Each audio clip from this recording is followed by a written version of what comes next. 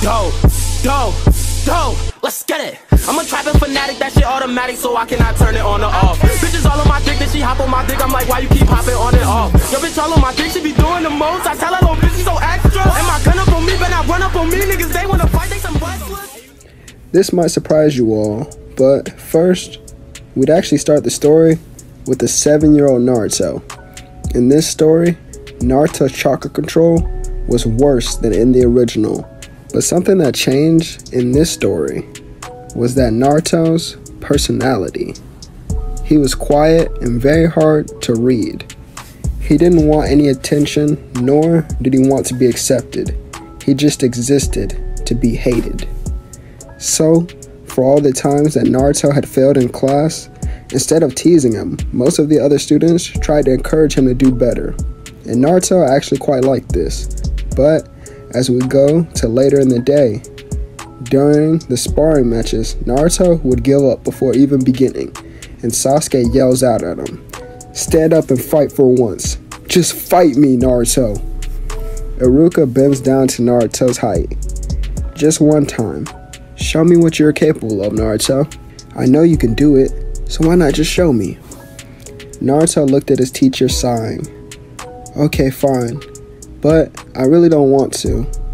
Naruto got in a stance, and so did Sasuke. Over against the wall, Sakura and Ino talked. "Man, I feel bad for Naruto. He already doesn't like violence, and he has to go against a top student." Sakura replies, "Yeah, I know. Hopefully Sasuke can end it quick for him." As Sasuke goes in to strike Naruto, he easily dodged.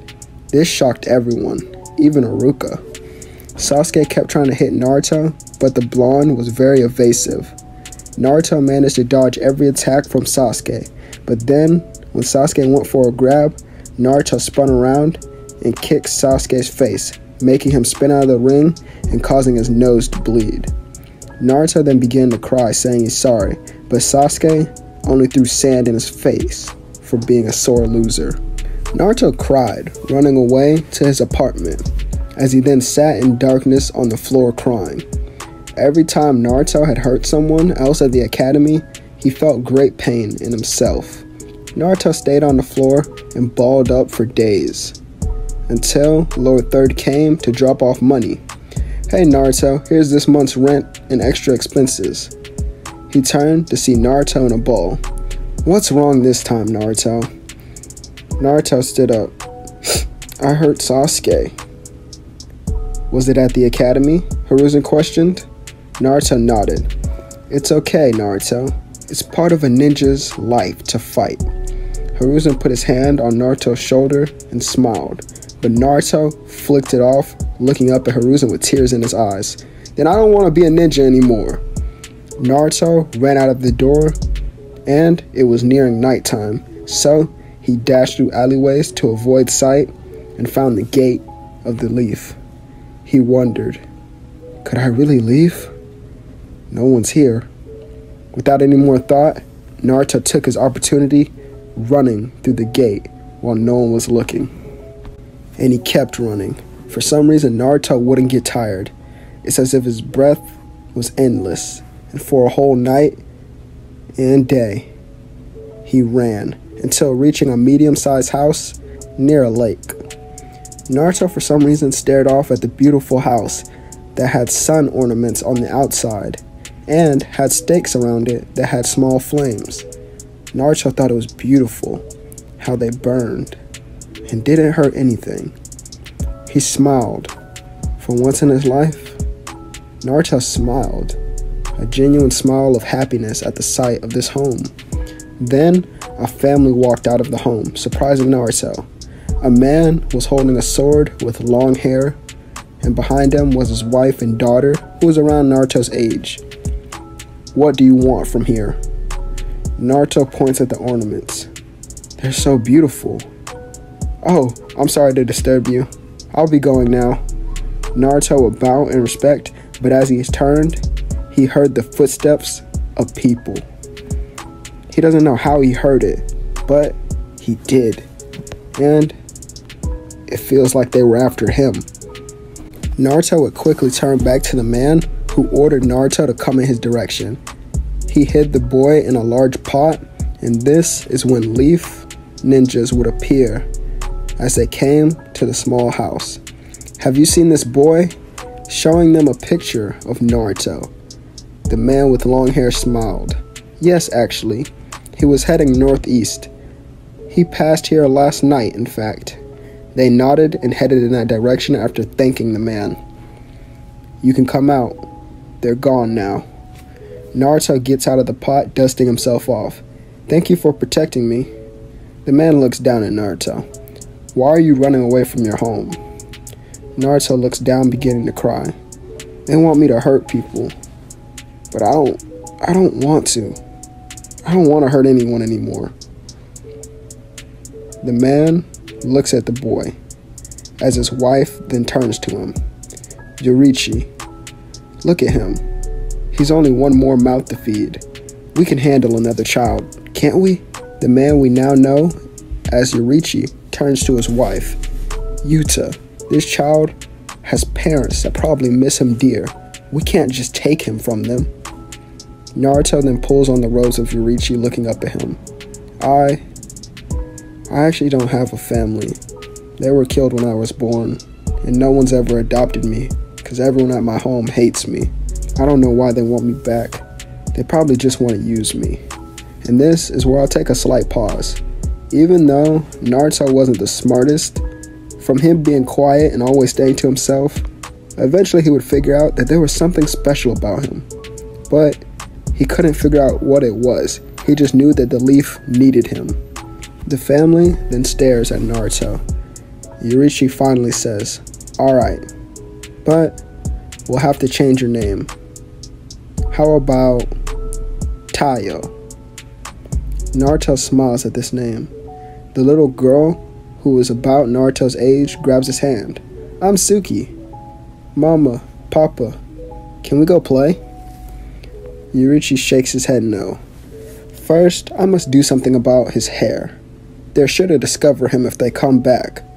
Come here, Taiyo. Wait, hold on.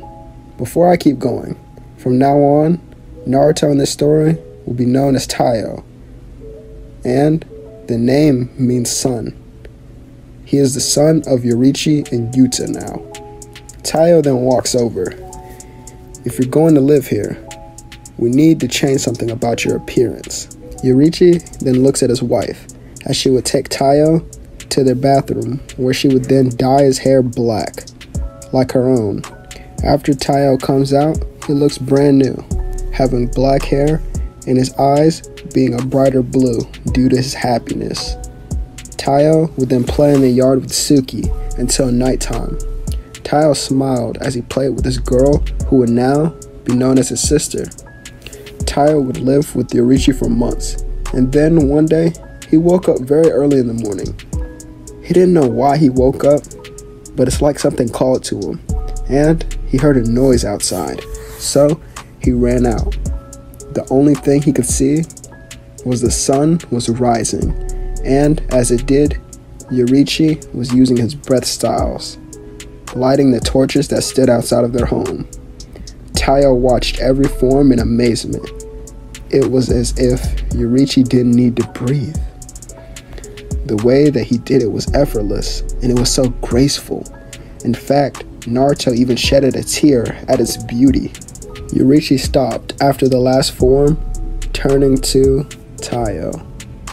Since you are my son, I will pass it down to you, but you will have to train your hardest, and don't think of this as a technique to hurt people. Think of it as something you can use to protect the ones you love. That is how I see it. Taiyo nods, but then he looks down. I'm sorry, but I can't use chakra that good. Yoriichi comes closer to his son. Taiyo, these forms do not require chakra. They require the use of extreme breathing. Yoriichi then explains how he created the breath of the sun, and how every other breath was derived from his own. Then he would also tell Taiyo that he has an uncle somewhere else in the world, and he will eventually meet him. Taiyo would begin his training on this day. At the beginning of his training, he focused on breathing. He has to go through the full day only using 25 breaths, each of them going on for as long as possible.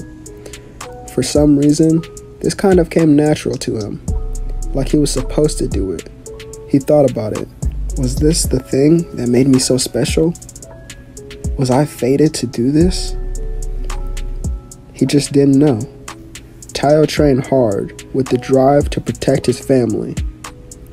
And one day before training, Yoriichi left to go get supplies for the family. Taiyo, protect your mother and sister till I arrive. He nodded, going to grab his wooden sword that his father had made for him, and he sat in front of the house.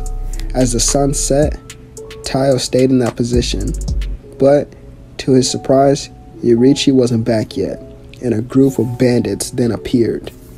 Taiyo stood up in front of his house, telling his sister to go back inside with his mother.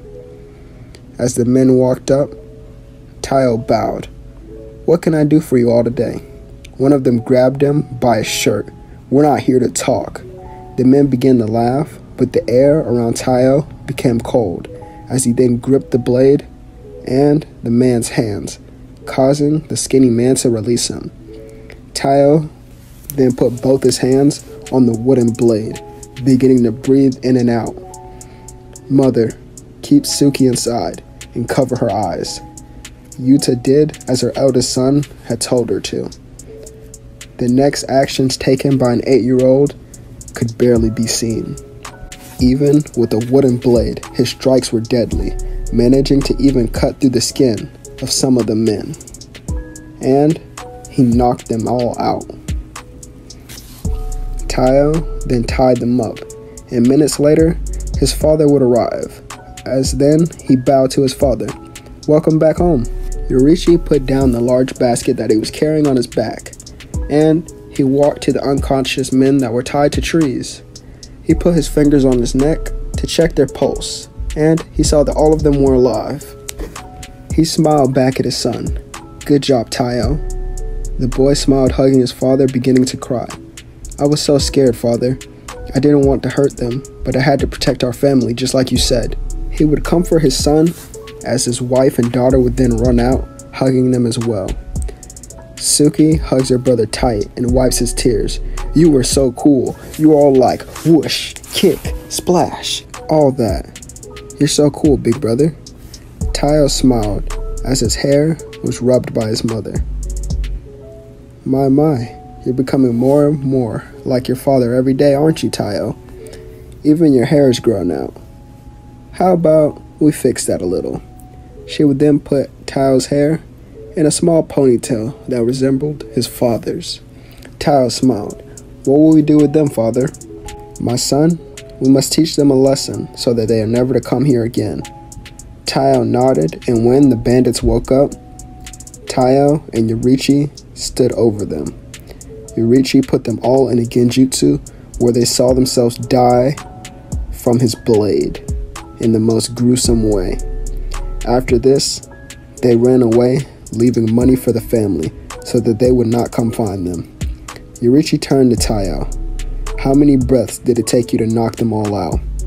Taiyo begins to rub the back of his head nervously. "About 18. This is when Yoriichi tapped his head. "You need more training, but for now, go to rest." "Good work, my son." Taiyo runs in the house, but Yoriichi then says to himself, "He's progressing very fast. It's crazy how strong he could become in only 8 months." Taiyo was born to be a Hashira.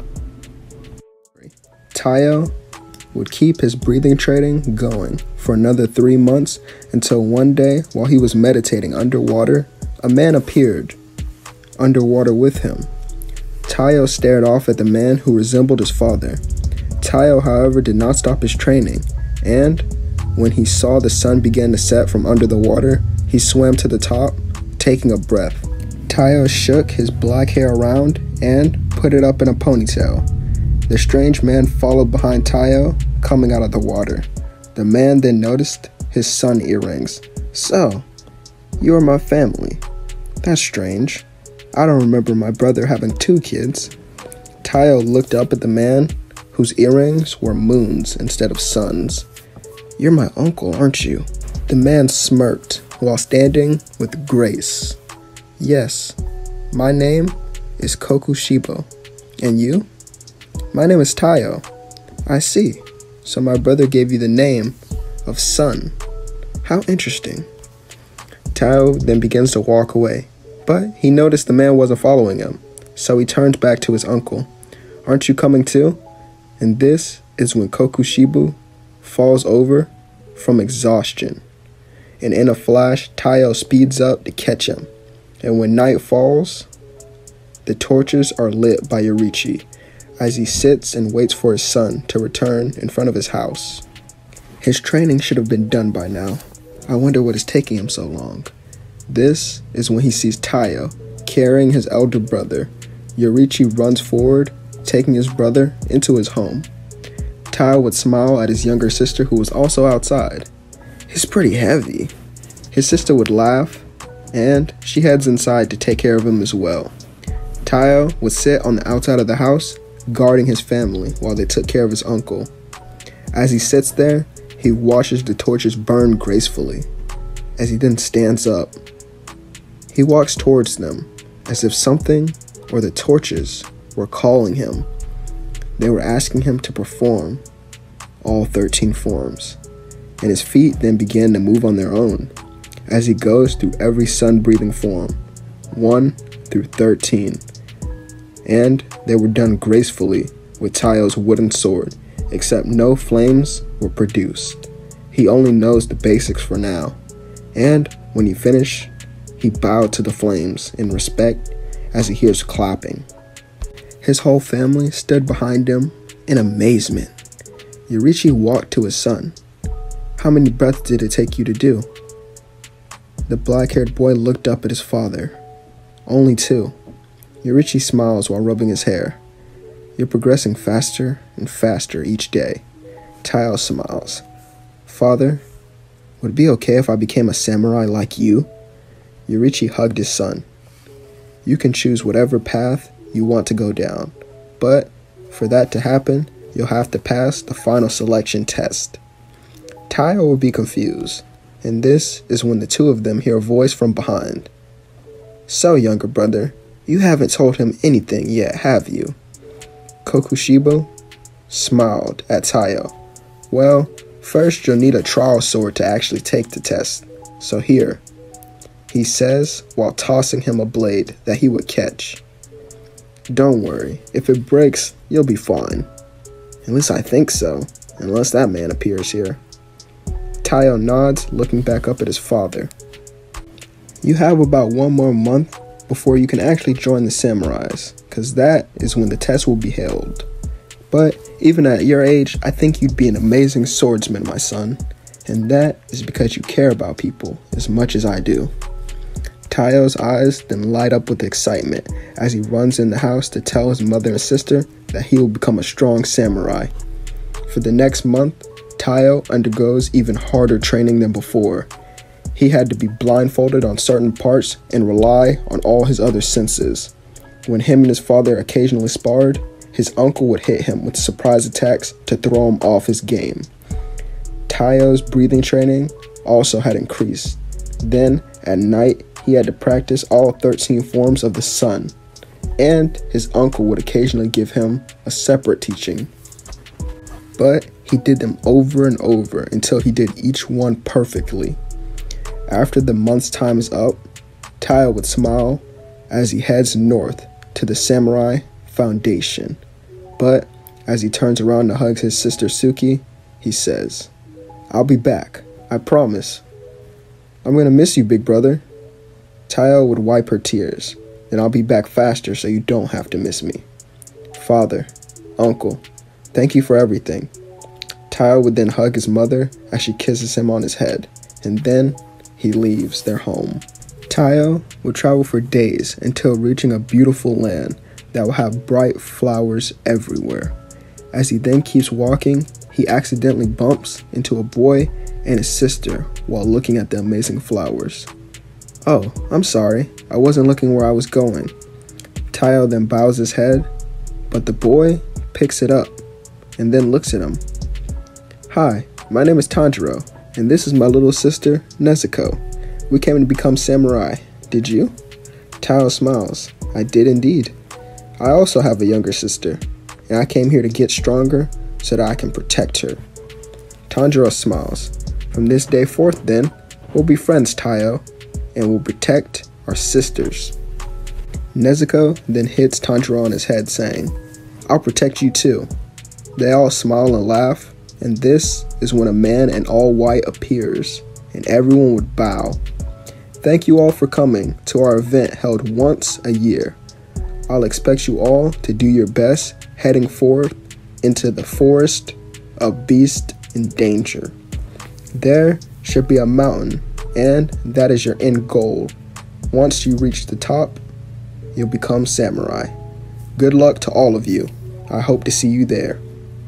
Everyone then begins to panic, scattering and trampling each other as they try to get a head start. In the confusion, Tanjiro had lost sight of his sister, but he kept her scent in his mind. Eventually, after most people were gone, Tanjiro saw a bee up and stepped on Taiyo, who was hovering over Nezuko, protecting her. Taiyo got up and Tanjiro thanked him. And then he said, You can thank me by meeting me at the top of the mountain, my friend. Tanjiro nodded, and in a flash, with one step, Taiyo was gone. Through the forest, he ran, not making a single noise. From behind Taiyo, he saw a giant bear, who was gaining speed on him. The bear looked sort of demonic, and as the bear then slashed his claws at him from a behind angle, Taiyo began to breathe as he popped his sword out, focusing. Breath of the sun, fifth form, setting sun. As Taiyo then did a backflip, cutting the demonic creature wide open. It falls to the ground, and it will be dead. Taiyo then prays over the creature, and out of nowhere, a slash came from a blade that was very different. It was a shredded blade, but then another came. And this is when Taiyo saw an older kid who was wearing a strange boar mask. And he had no shirt on. Oh, it's just another participant. Well, good luck, he said as he then ran past him. And the kid in the boar mask would wonder what that was. He would think, when I did my first attack, I thought he killed me. But I'm still alive. That was strange. It's like he saw his own death from the slightest movement of that boy. Taiyo would then be going through the trials with ease, demonstrating his power in this forest. And he climbed the mountain, going higher and higher while killing beasts. And on the top, he saw people that attacked him on his way there. And even though he didn't want to, he killed them as well. Taiyo noticed he was the first to arrive on the top of the mountain. So what he did was sit and wait with his uncle's blade in his lap. This is when the Grand Master came up to him. I expect no less from the son of Yoriichi, the greatest Hashira to ever live. Taiyo sits there and looks up. He never told me that. Really? Well, he wasn't a man to brag about his skills. He only honed them further. The Grand Master bows, walking away. Taiyo had only arrived in 1 day and several hours, so he waited night and day, only using the tiniest breath to survive, and eventually, after a week, everyone else had arrived, including Tanjiro and Nezuko, and the kid who wore the boar hat. Tanjiro, when arriving, ran up to Taiyo, who was still sitting down. Hey Taiyo, when did you arrive, my friend? In 1 day. Tanjiro's facial expression became one of shock at the sheer power of a kid who was much younger than him. The Grand Master would then appear. Well, it seems that everyone was here. You are the ones who survived and passed, and I have no doubt you will all help to change the world. Return to your homes, and I'll have swords sent your way. Thank you all for participating. Oh, and here's a special gift. These birds will tell you when each of your missions will take part, as this is when crows fly to all of them. But Taiyo wouldn't get a bird. From out of nowhere, a hawk would land on his shoulder. "Oh, how pretty," he says while looking at the hawk, as everyone then looks at him. Everyone begins to talk and whisper, as someone would then shout, "Hey kid, how old are you?" Because this was the question on everyone's minds.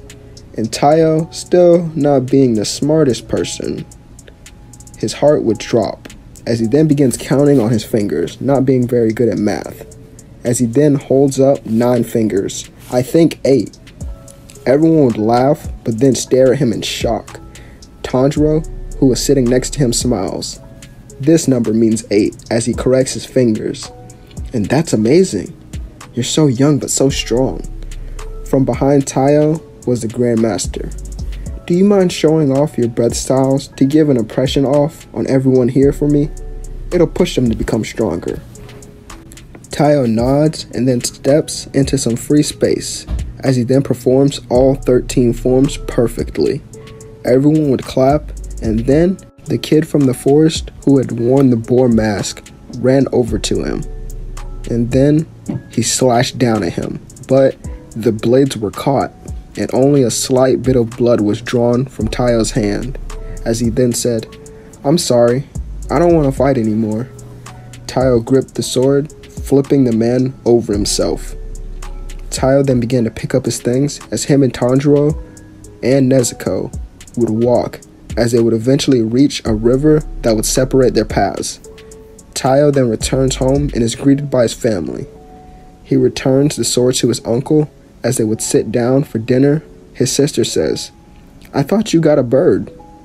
But this is when a hawk flies in, sitting in the window. And then they all smile. They would wait for days, and then a man with a red mask would appear. Is this the home of the new samurai, Taiyo? Yoriichi nods, letting the man in his home. And eventually, Taiyo would come back from playing with his sister, as he then sees the man. He would bow, sitting with them. "Here's your sword.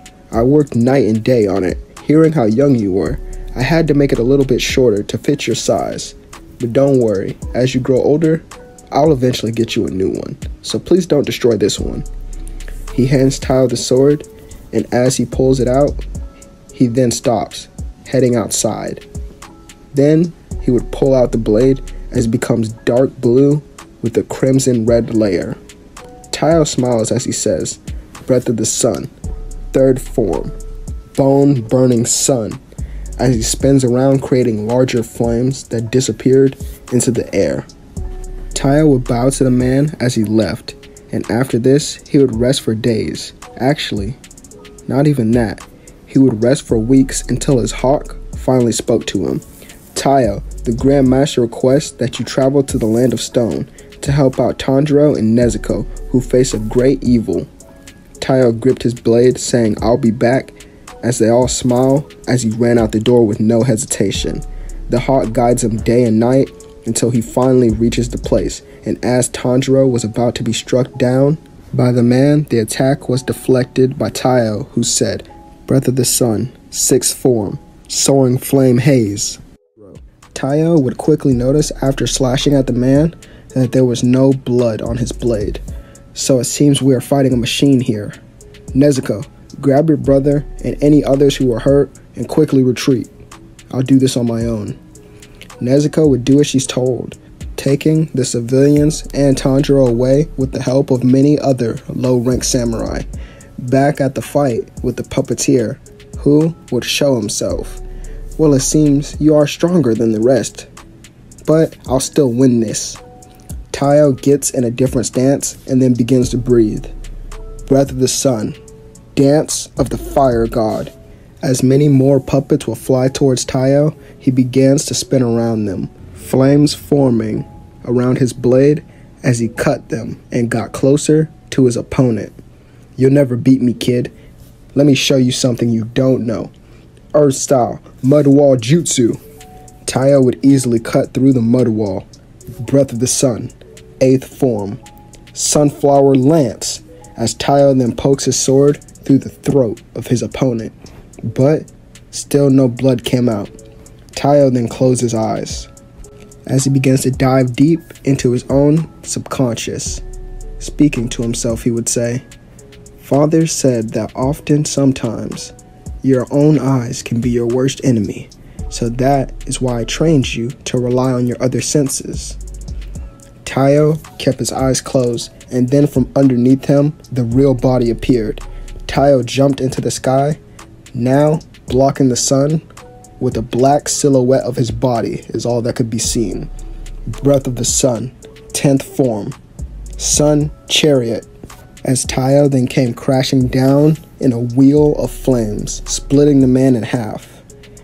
As Taiyo stood, he finally saw the blood on his sword and prayed over his enemy, as he then swung his blade to clean it, and then he went to go help the others who were injured. Back at the forest with Tanjiro and Nezuko, who would speak to each other. "I hope Taiyo is doing okay." Nezuko responds, "Of course he is. He's strong. We don't need to worry about him right now. We need to focus on your injuries and the injuries of others." Tanjiro then tries to sit up. Maybe we should go help him. But then he feels a hand on his shoulder. It was Taiyo. "You can rest easy, my friend. What is our casualty count?" Tanjiro looks down, feeling that it is his fault that this happened. 4 were killed while the rest of us were injured. If only I was stronger, I could have... Taiyo then puts his finger on his lips. "Thank you all for your hard work and dedication." Taiyo would put down his blade and begin to help those who were injured, and then his hawk would fly overhead as it speaks. "Taiyo, Nezuko, and Tanjiro, please head to the land of wind and rescue 30 civilians that were captured in a mansion. There will be another samurai there waiting for you all." Taiyo's eyes quickly widen. That's a lot of people. "Tanjiro, how are your injuries? Can you run?" Tanjiro tries to stand up, but quickly falls back down. This is when Taiyo walks over, placing a hand on Tanjiro's chest. "What are you doing?" "Shh," Taiyo would say, as he then speaks. "Oh, great son, lend me your strength and heal the injuries of the fallen. Sun breath, hidden technique, sun's grace." As Taiyo then begins to glow, and everyone in the area will be healed by flames that came from around his body. "Come on, my friends, we have people to save." They run off, and the samurai who survived bow in respect and praise Taiyo. As they run, Taiyo speaks a message to his hawk and hands the hawk a small pouch with flowers in it, as it then flies off. Days go by, and at the home of Taiyo, the hawk would fly in. Yoriichi takes the pouch off its body and then reads the note. "I'm sorry I cannot be home. Right now, I am on my way to help more people in need. I love you all. These 2 bright flowers are for my lovely mother and little sister." Kokushibu puts his arm around his younger brother. "Well, Yoriichi, he's just like us, huh? I bet he's the strongest in his generation." Yoriichi smiles at his brother. "Hopefully, he can become a Hashira." His brother would respond with, "I have no doubt in my mind he will. We were the ones who trained him after all, and we're the strongest." Yuta and Suki would both smile while putting the flowers in their hair, and it would take the 3 of them a week and a half of travel. This was because the difference in speed between the siblings and Taiyo. Before they arrived, Tanjiro then asked, "Taiyo, how did you heal everyone?" "I borrowed power from the sun, and I spread its life energy to those around me. It's an amazing ability, but it has such a fatal flaw. It can only be used at high noon, when the sun is at its strongest." Tanjiro nods. "Hey, Tanjiro, what breathing style do you use? I never asked." "Oh, I use water, while my sister uses wind." Taiyo nods. "That's amazing." Tanjiro then yells out, "No, Taiyo, you're amazing. You're only 8, and you're the strongest person I've ever seen fight. Well, except for Sensei Giyu." Taiyo smiles. "I have no idea who that is." And then he says, "We have arrived." They all stand on a hill, looking over the mansion in the land of wind. Tayo then quickly scouts the area. Wait, is that the person that we're supposed to be helping? Tayo then quickly disappears, reappearing holding a boy with yellow hair. Hey, are you okay? Why are you crying? The kid then begins to freak out and panic. Tanjiro will try to calm him down, but when he sees Nezuko, he becomes silent, and then he yells again. Will you marry me? Nezuko smiles laughing for a bit and then tells him to be quiet so no one can hear them. And he would listen. After they learn his name is Zenitsu, Tayo begins to devise a plan. Alright, well, I'd like all of you to stay here for an hour while I scout the building out, inside and out. Zenitsu looks puzzled. There's no way you're that fast. Tayo smiles holding his blade up to the moonlight as the crimson red parts fully become enveloped in dark blue. This made them all curious about what he was about to do. Was there some other technique that he knew? Tanjiro himself was very curious, and the three of them watch as he disappears right after. Tayo would then run through the whole mansion fast as possible while memorizing each room, and he figured out where the hostages were being kept. After about an hour, he returned to them with maps of the whole mansion. He had also stole paper while inside and wrote this down. Tanjiro and Nezuko smiled at this, but Zenitsu freaked out even more. How are you that fast? Are you even human? And you're just a child. Tayo smiles. You have to be more quiet. And then he said, You're a lightning samurai, aren't you? I can tell by your robes. And your blade. Your blade seems strange. It calls to speed more than anything else. Zenitsu would get quiet. Alright, here's the plan. Nezuko, go with Zenitsu. And Tanjiro, you're with me. Me and Tanjiro will knock out all the surrounding guards while you two infiltrate from the rooftop. You'll move on our signal. Please pay attention. Everyone nods, and then Tanjiro and Tayo rush off. Stay close to me, Tanjiro. Alright, I will. Then they would pass a guard, and Tayo kicks his neck. That's one. Let's tie him up to that tree. After this, they go through about 8 more guards, and then Tayo looks at Tanjiro. Throw me up really high. I'm pretty light, so this should be easy for you. Without hesitation, Tanjiro lets Tayo step on his hand and lifts him up into the air. Tayo then would begin to say, Breath of the Moon, 7th form, Mirror of Misfortune. Tayo swings his blade, creating crescent moons in the sky, and this would alert Zenitsu and Nezuko as they now make their move inside the mansion from the rooftop. When they walk in, they see a ninja already waiting for them, and then they're surrounded. Zenitsu gets scared and instantly passes out, thinking that he was already gonna die. And from behind Nezuko as she was protecting him, lightning sparks fly around the room, as in a flash, all the men were beheaded. In another part of the house, Tanjiro entered with Tayo. Hey Tanjiro, go help those two. I'll go for the rescue. Tanjiro nodded and Tayo ran down towards the basement door, but it was locked. He heard screaming, so he wasted no time. Breath of the Moon, 3rd form, Lonesome Moon, as Tayo then begins to strike the door over and over again until it breaks. And then he stands over a black space as kids, women, and men run out to him. By this time, the other 3 had finished everyone else, and they meet up. Tayo then says, Alright, everyone listen closely. Follow these 3, and they will guide you outside. But this is when a loud explosion is heard, and samurai jump through the glass rooftop, breaking it and causing glass to fall. But Tayo was able to protect them by shielding everyone with his body. Tanjiro, help everyone escape. I'll cover your movements. Tanjiro nodded but still had some doubt, as he then ran through a window. One of the samurai began to come close to him, but as he was about to slice his face open, Tayo blocked the attack and kicked him away. Tayo then jumped, throwing a bunch of small knives, causing the place to become dark as he hit all the lights in the room.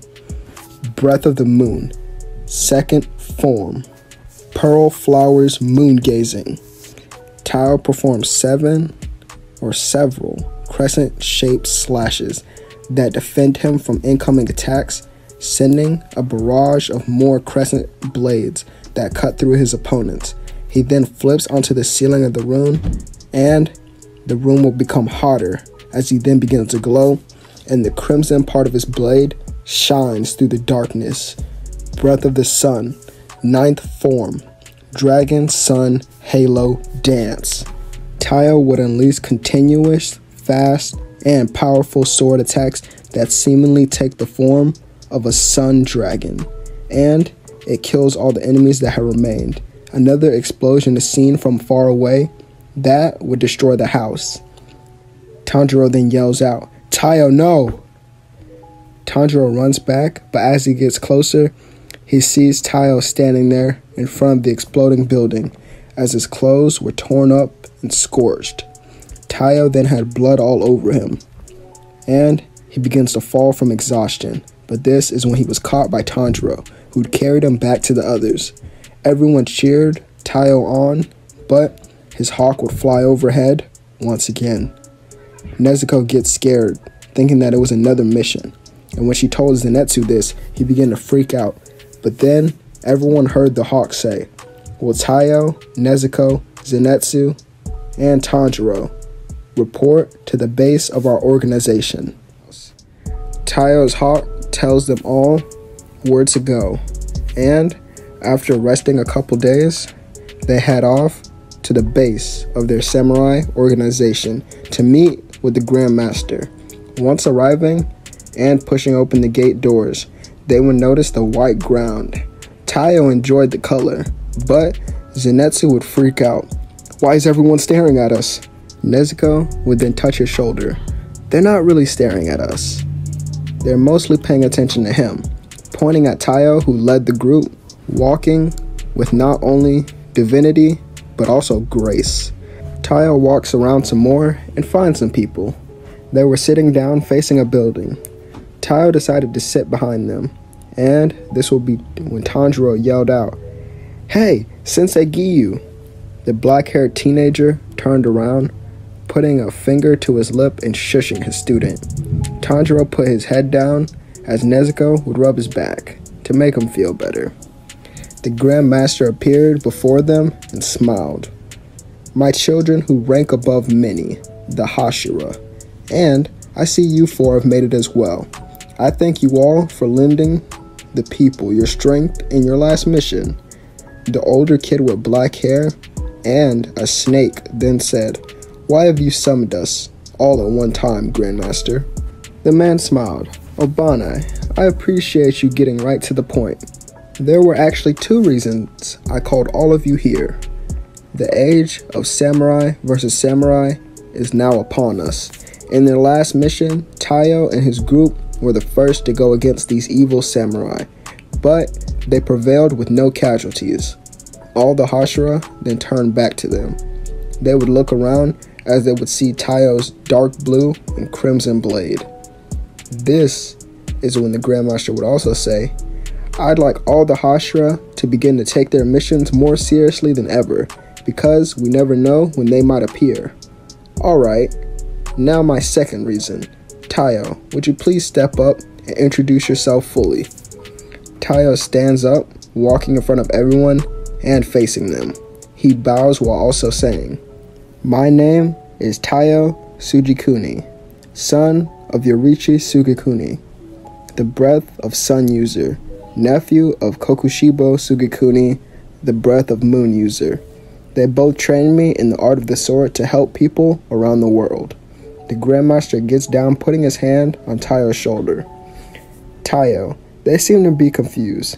Can you show them what you mean by both of them training you?" Taiyo nods, and the Grandmaster would step back. Taiyo begins to focus as he breathes. Breath of the Sun, ninth form, Solo Halo Dragon Dance. As he swings his sword, a flame of a dragon appears as he swings with each strike. Taiyo then flips into the air. Breath of the Moon, fifth form, Moon Spirit, Calamitous Eddy.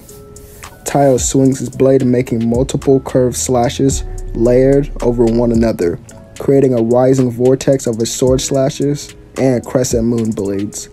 The Hashira all gasp at his strength and how he uses total concentration without even thinking.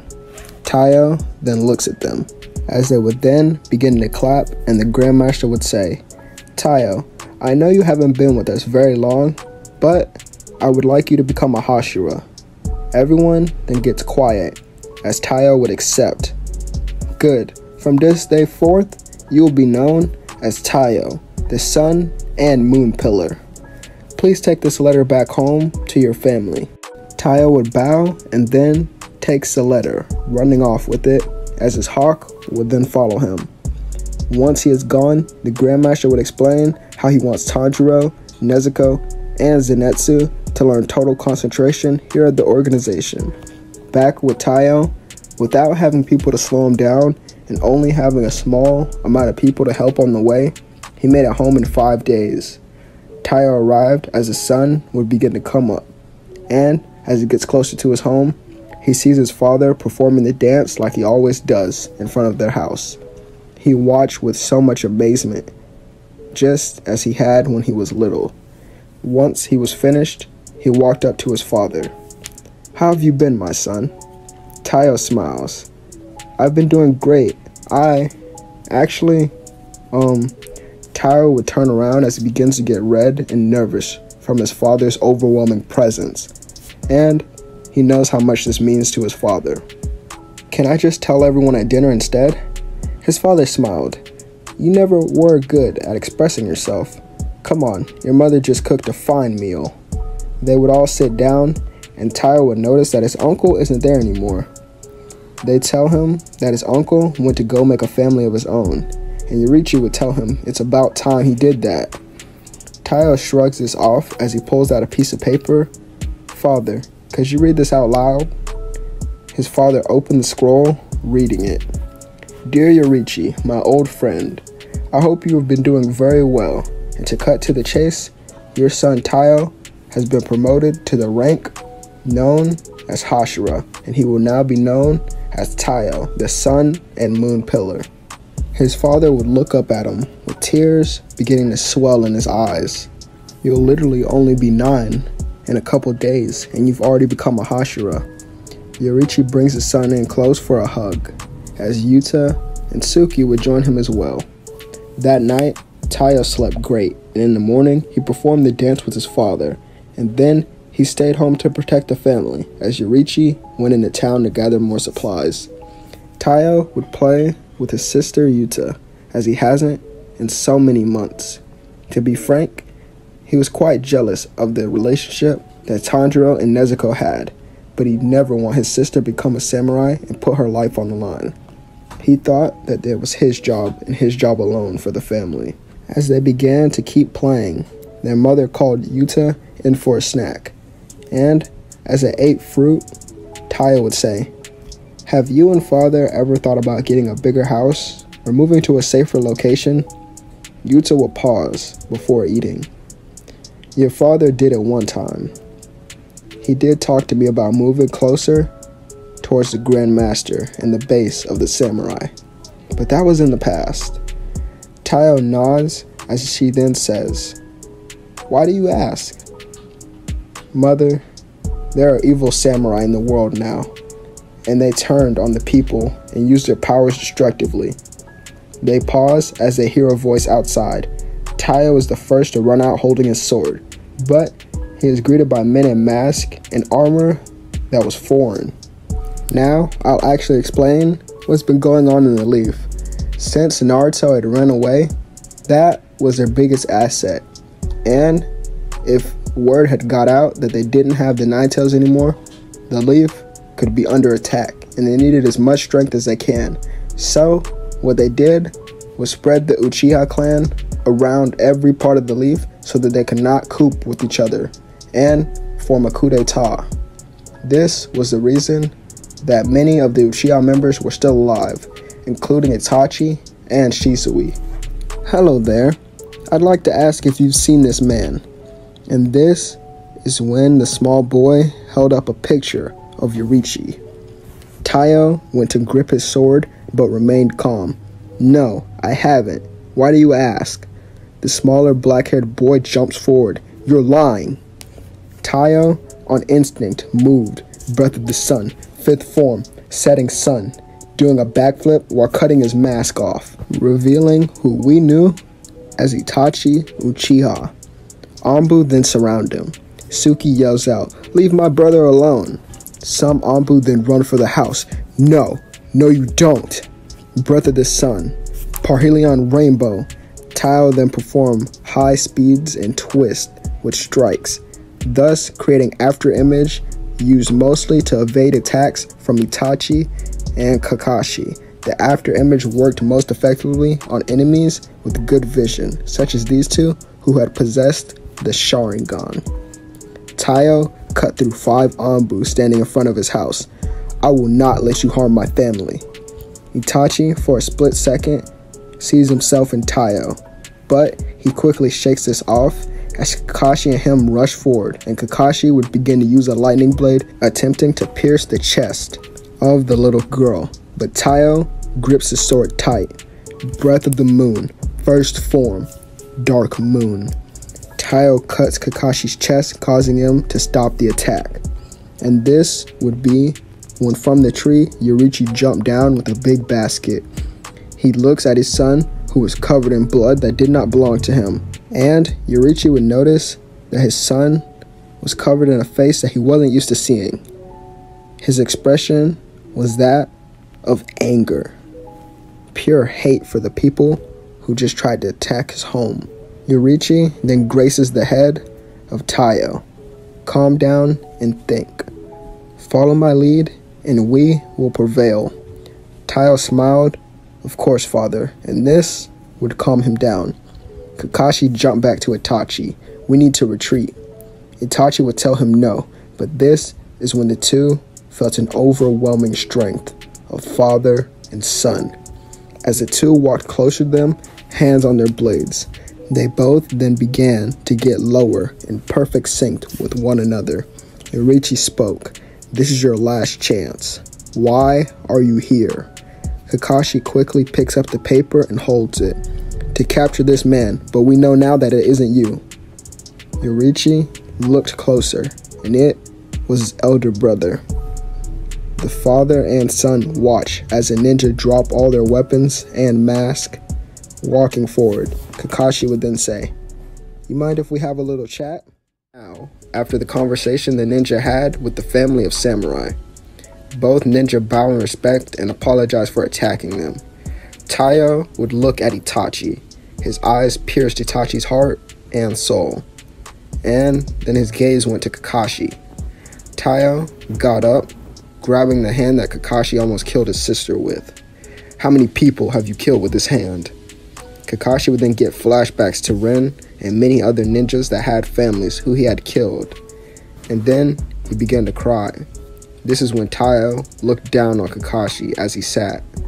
And with a calm voice, he would say, "You don't deserve to cry." Yoriichi would try to stop his son, but Yuta would touch his shoulder. "Never come here again.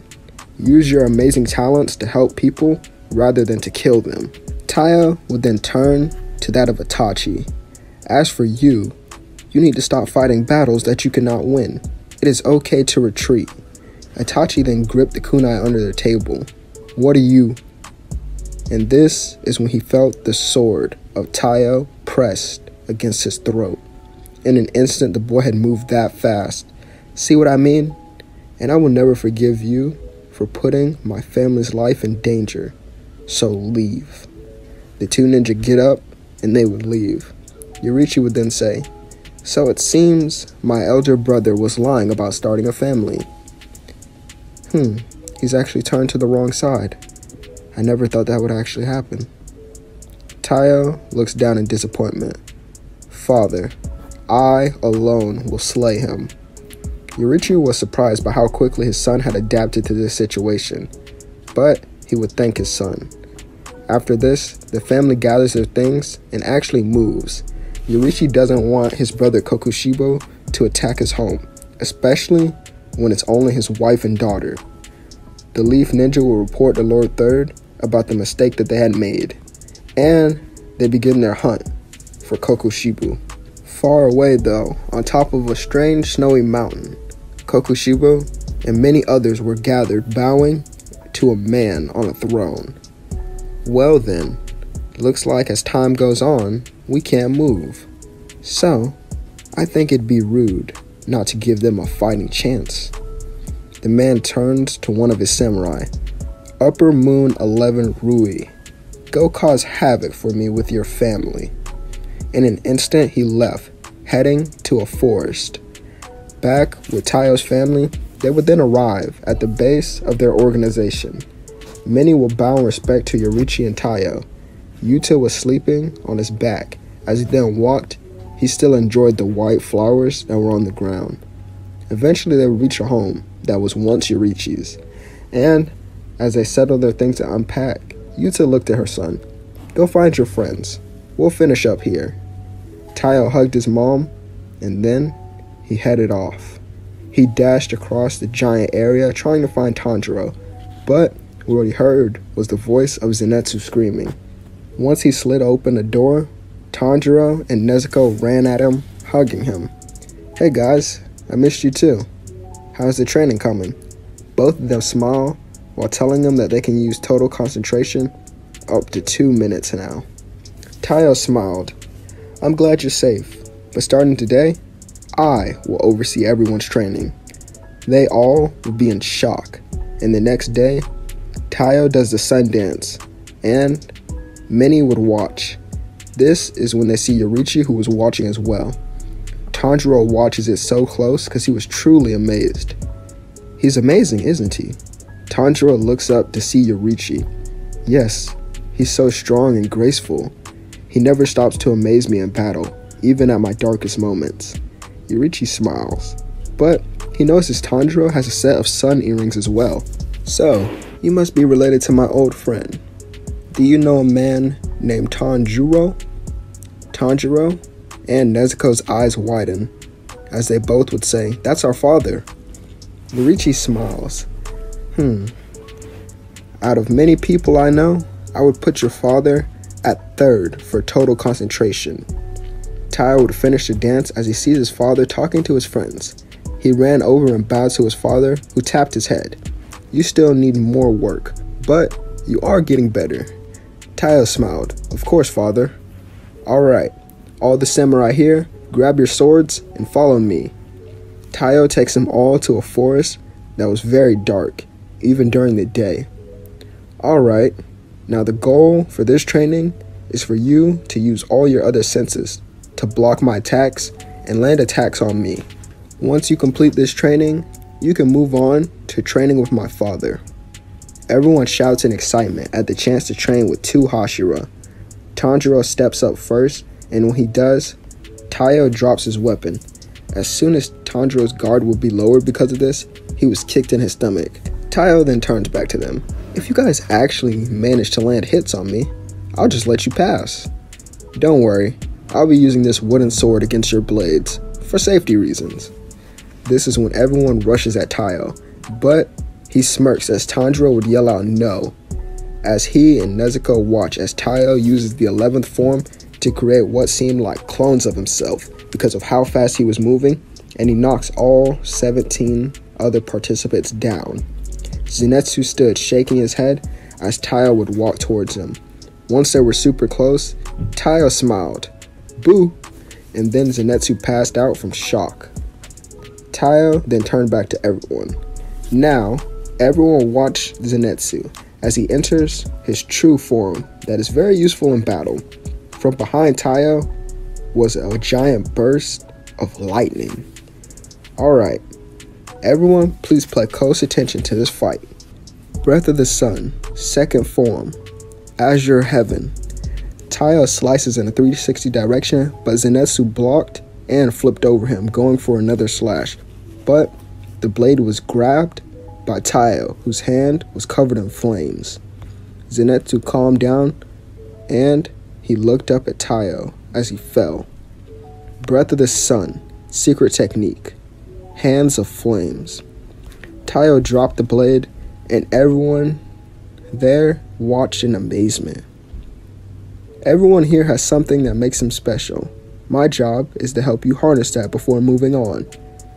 I'd say this training takes about a month for everyone to pass, and during this time, Tanjiro and Nezuko would figure out something. They realized that their father knew a variation of the breath of the sun, and doing this, they created their own breath styles by combining what they already knew. Nezuko created scorch breathing, a style of fire and wind, combining to create strong air as well as flames. Tanjiro created his own breath of steam. This style uses hot air to deal damage over time for longer fights. This would wear down his opponent. After this, they begin the training with Yoriichi. Alright, all of you, follow me. He takes them to a big river, and from out of the river pops Taiyo and Suki, who are playing around. Oh, hey father, you must be starting today. He nods, turning back to many of the samurai. My son and daughter may be young, but their breathing is very great. This training will be for all of you to use total concentration while holding your breath under the water against the very strong flowing tides. Everyone will be surprised while looking at the kids in the river who seem to be having fun while doing so. Tanjiro yelled out, "Mr. Yoriichi, how young was Taiyo when he first started his training? And how long could he do it?" Yoriichi then thinks, "Well, he's only 9 now, so I'd say about 6.5. Maybe a little bit older, but he could do so for about 10 minutes before telling me the river was too cold." Everyone would now begin their training, being even more motivated. The goal for everyone was 5 minutes. This training was harder than anything the samurai had ever done before, and this took them 2 additional more months to fully complete.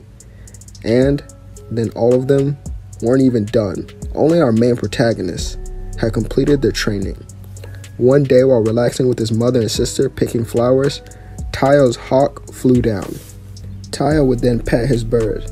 "Oh, I've missed you, my friend. Have you been safe?" The bird would nod as it then said, "Taiyo, go to the haunted forest to assist samurai who are in need of more strength. There is a very strong opponent there. Bring Tanjiro and Nezuko as well, and Zenitsu." Taiyo hugged his mother and sister tight. Yuta smiles at her son. "Go, they need you." Right.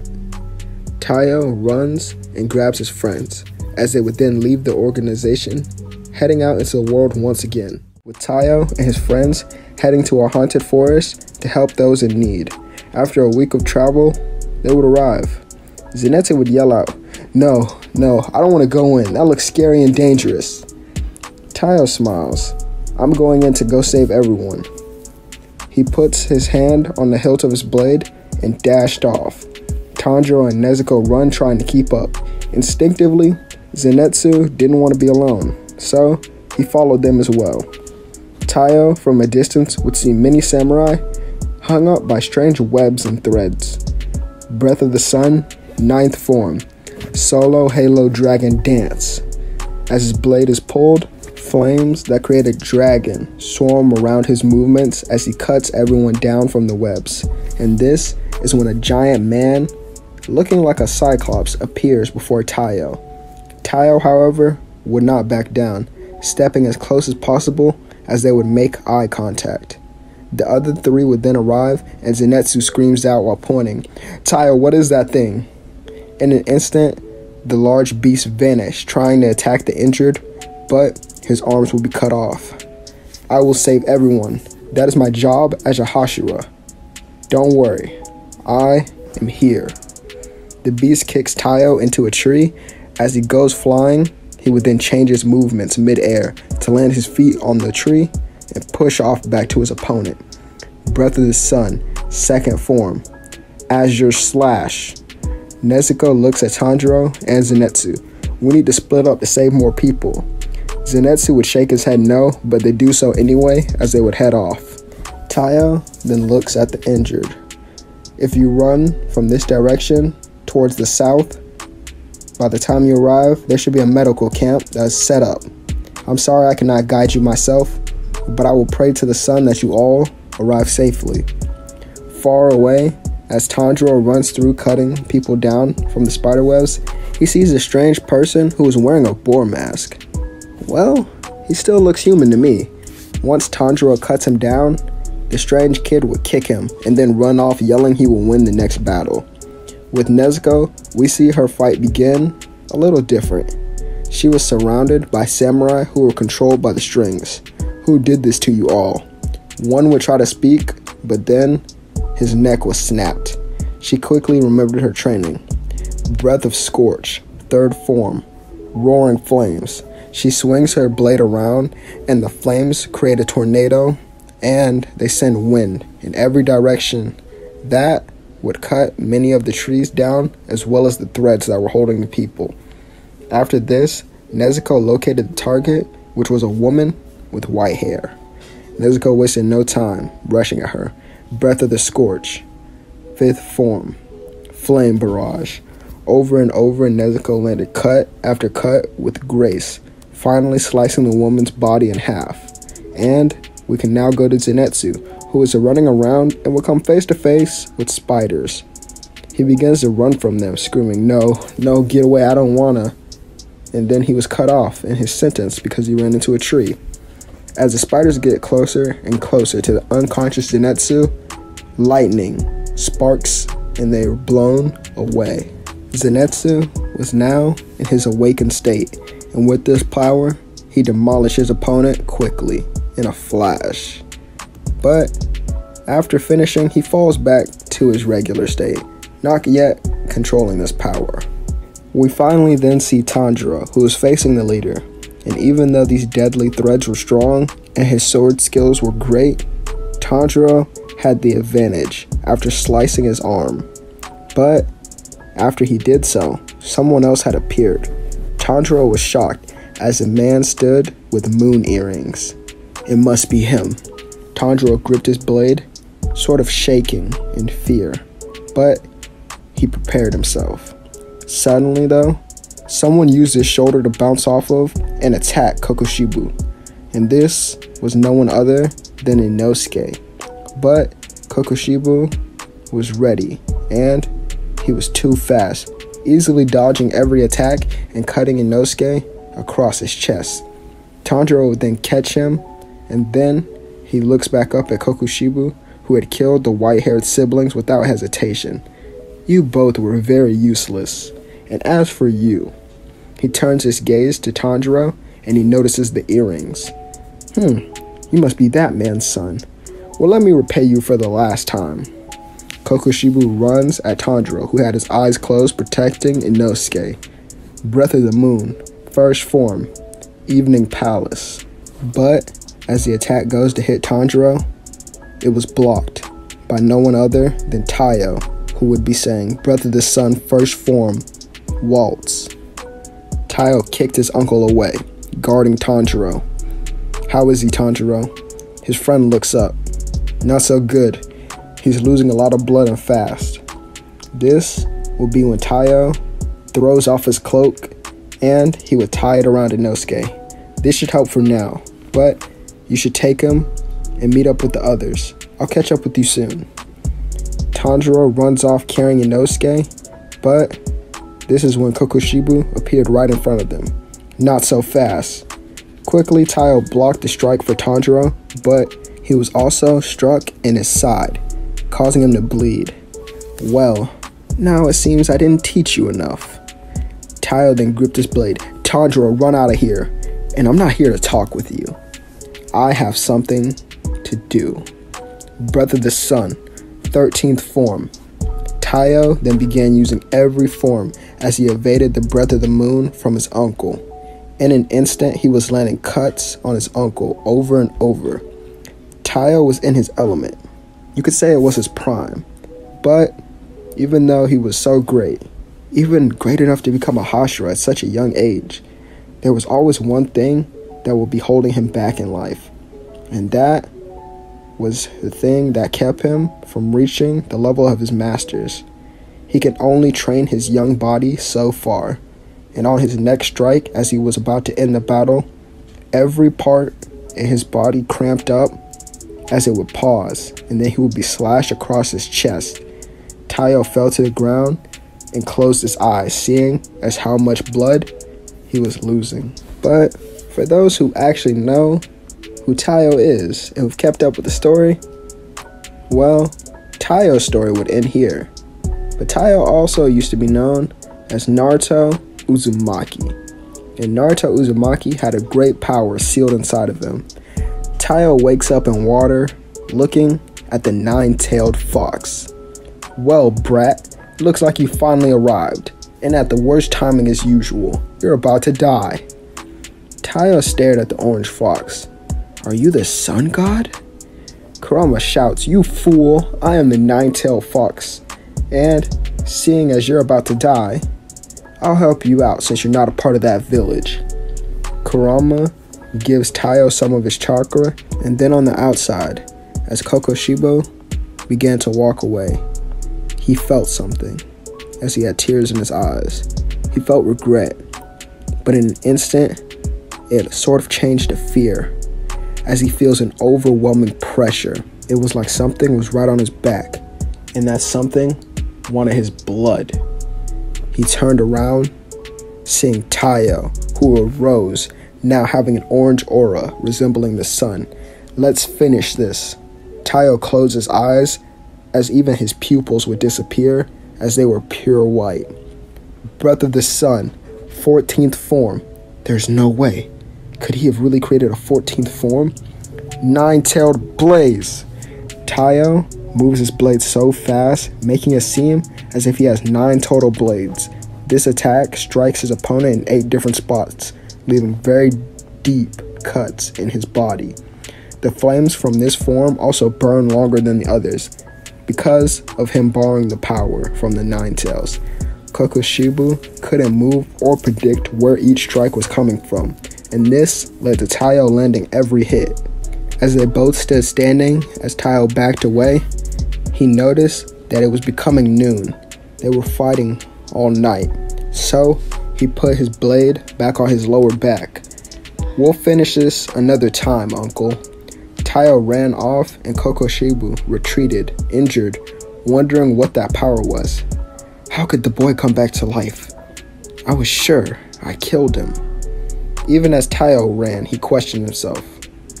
Did I really create a new form thanks to that fox? And how did that fox get inside me? Is that what this strange symbol is on my stomach? Could this be why they hated me so long ago? Taiyo would eventually arrive outside the forest where everyone was. Alright, is everyone here? Tanjiro would nod, and then Taiyo would say, Breath of the sun, hidden technique, sun's grace. As the light spread all around, everyone was healed, as the flames of life touched every soul. But Taiyo frowned when seeing the body of a dead comrade. Taiyo would begin to cry as tears flooded his face. I would give my life to see this samurai alive. I'm a Hashira. I'm supposed to defeat the evil and save all, am I not? And I completed neither of those things today. This is when Inosuke punches him across his face. Stop saying dumb stuff like that. You saved my life, whoever you are. I don't know your name, but you're really cocky and strong, and you're pretty young. I remember fighting you in the forest. I thought you killed me, but you need to celebrate. Taiyo looked behind the older kid in a boar mask to see the smiling faces of many samurai who had survived because of him and his friends. He then smiled. Yeah, you're right. Let's start heading back. Taiyo stood up once again, and as the samurai would begin to turn back and go to the base of the organization, as they would report the mission after weeks of travel, Taiyo rested at the medical center. He had bandages placed over his ribs and arms. The Nine Tails only did enough to revive him and temporarily give him enough power to defeat Kokoshibo. But even Taiyo didn't finish the job because he knew what was more important. But this isn't where I want to end it before the time skip.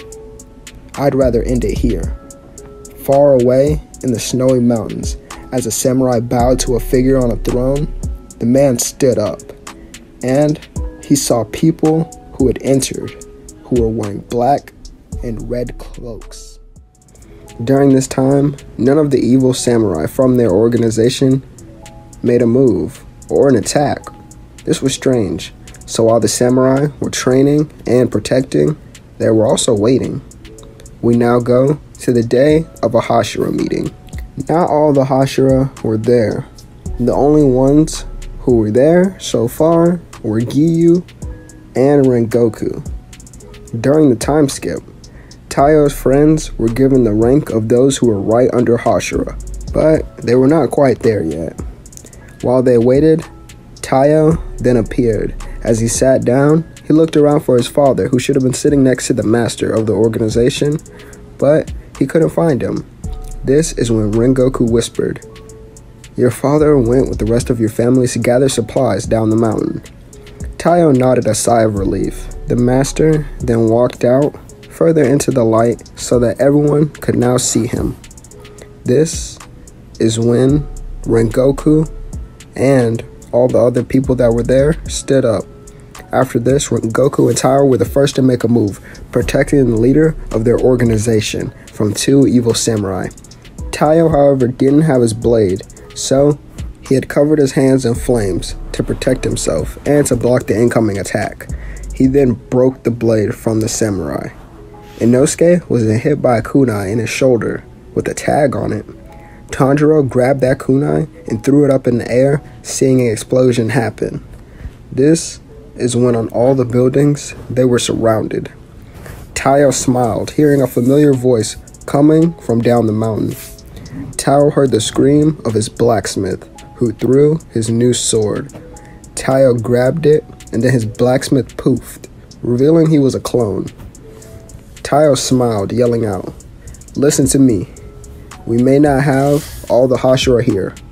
In fact, there are only 3 of us.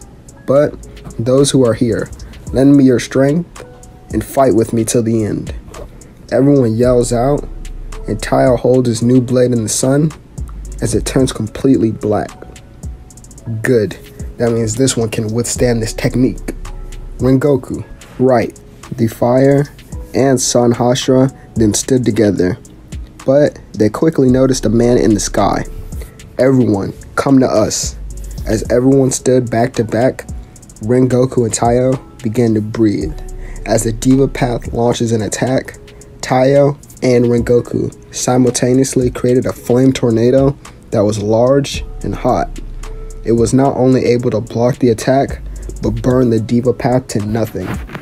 Taiyo looked around, and this is when he saw his uncle, who rushed at Nezuko, but this time it was Tanjiro and Nezuko who blocked the attack. That's right, they're strong now. I need to focus on him. Taiyo then looked in the direction of a pale samurai who wore all black. Taiyo transformed into a 3-tailed state. "What's your name?" "My name is one of that was lost to the Hashira. Muzan, the pillar of death." Muzan began to breathe, and all the things around him began to die. As he swung his blade, a black aura came off of it and launched at Taiyo. Taiyo blocked the attack, rushing forward. Breath of the Sun, 14th form, 9-tailed blaze. As Taiyo began to move faster and faster, Muzan somehow kept up, and this is when he started a conversation with our hero. "Taiyo, do you know why I can keep up with you?" "Shut up." He then quickly changes his form. Breath of the Sun, 13th form, 2nd stage. Taiyo swung his blade using the 13 forms, but his movements after each strike became faster and faster, pushing his body to its absolute limit until he landed a cut on Muzan's neck. Then he finished him off by cutting off his head. Taiyo then breathed a sigh of relief. "It's over." "You thought that could kill me?" This is when Taiyo looks down to see the head of Muzan talking. In this story, Muzan was actually the elder brother of Hidan from the Akatsuki. Taiyo would then jump back only to be hit by an explosion from Deidara, causing him to drop his sword. Breath of the Sun, secret technique, eruption. As Taiyo began to get surrounded, he put his hands on the ground and then flames erupted, burning those around him. Taiyo then quickly looked back at his friends. They weren't doing too great, and they were fighting someone super strong, Kokushibu. There was something different about his uncle. He just couldn't put his finger on it. Taiyo then noticed someone. It was Zenitsu. He was trying to tap into his true form, but he couldn't do it. But he was strong without it. Taiyo then did something that was almost unheard of. Taiyo would grab his blade, putting it back in its case, and then threw it at his friend, causing him to fall over and hit his head on a rock. This knocked him unconscious. And we see Taiyo, who then turned around to see Deidara rushing at him with 2 kunai. Taiyo let both of his hands be stabbed through, and this is when lightning was heard from behind him. Taiyo smiled as he yelled while gripping the wrist of Deidara. Breath of the Sun, secret technique, Hell's Gate. Taiyo's flames then become pure red as they cover him and Deidara. Muzan's eyes would widen as Deidara was burned to nothing. Not even his bones remained. Taiyo, however, was in very bad shape. He had scorch marks all over his body, and his clothes were burned as well. Taiyo, however, did not falter, as he turned back to see his friends who were pushing Kokushibu to his limits. This is when he saw Rengoku and Giyu pushing back some of the upper moons. Taiyo picked up his new blade, and then he began to walk away from Muzan. As Tanjiro was about to clash with Nezuko by his side, they were both stopped by the hands of Taiyo. He hugged them. "Leave right now," he said. He then yelled it out to everyone who was fighting, and they quickly kicked their opponents away and began to run away. As Taiyo looked at Tanjiro, who was looking back at him, Tanjiro whispered, "Please survive." Taiyo nodded. "It's a promise," he said with a smile. But as Tanjiro got far away, Taiyo turned his smile to a frown as he continued to say, "It's a promise that I cannot keep, my friend. I'm sorry." He then turned back to the remaining Akatsuki, Upper Moon members, and Lower Moon members, and the remaining subordinates who were alive. "You know, this is also funny," he said while looking up at the sun. "For the first time in my life, I actually feel fear of what's going to happen next. But I, the strongest Hashira alive today, will fight till the end." Kokushibu immediately remembered something from his past about this kid. He turned back to all those he considered his comrades. "We need to leave now. He's going to use a technique that'll finish us all off right now." From behind him, a flame burned his robes. As he turned around, he had to guard his own eyes. "So bright," he would say. Taiyo then stood, holding his blade, as the silhouette of a sun then appeared behind him. "I'm sorry, father. It may be incomplete, but it is now or never. Let's do this, Kurama." The nine-tailed fox from beside him nodded as it stood up. Breath of the Sun, final technique, the One. Taiyo's flames then began to burn his own body, as his muscles began to show because of his skin burning off. It's so hot, in fact, that it was burning his hair, only leaving a small amount that was still yellow. "I've only got one shot, so I'll aim for him." Taiyo then directed his gaze to Muzan, who began to back away. As Taiyo prepared the attack and let it go, Taiyo blacked out. After launching the attack, he woke up days later, somehow still alive. He thanks Kurama, who had healed him, as he sat up looking around. All the others who survived cheered, because they were sitting around a fire and he had woke up. But Taiyo only had one question: where is Muzan? Everyone then turns to Tanjiro, who was crying. He walked over to his friend and then hugged him, handing him a blade. Taiyo stared off at the blade. After a minute, he realized whose it was. Tears then began to fall from his face as he held the blade of his father, Yoriichi. There's no way. How?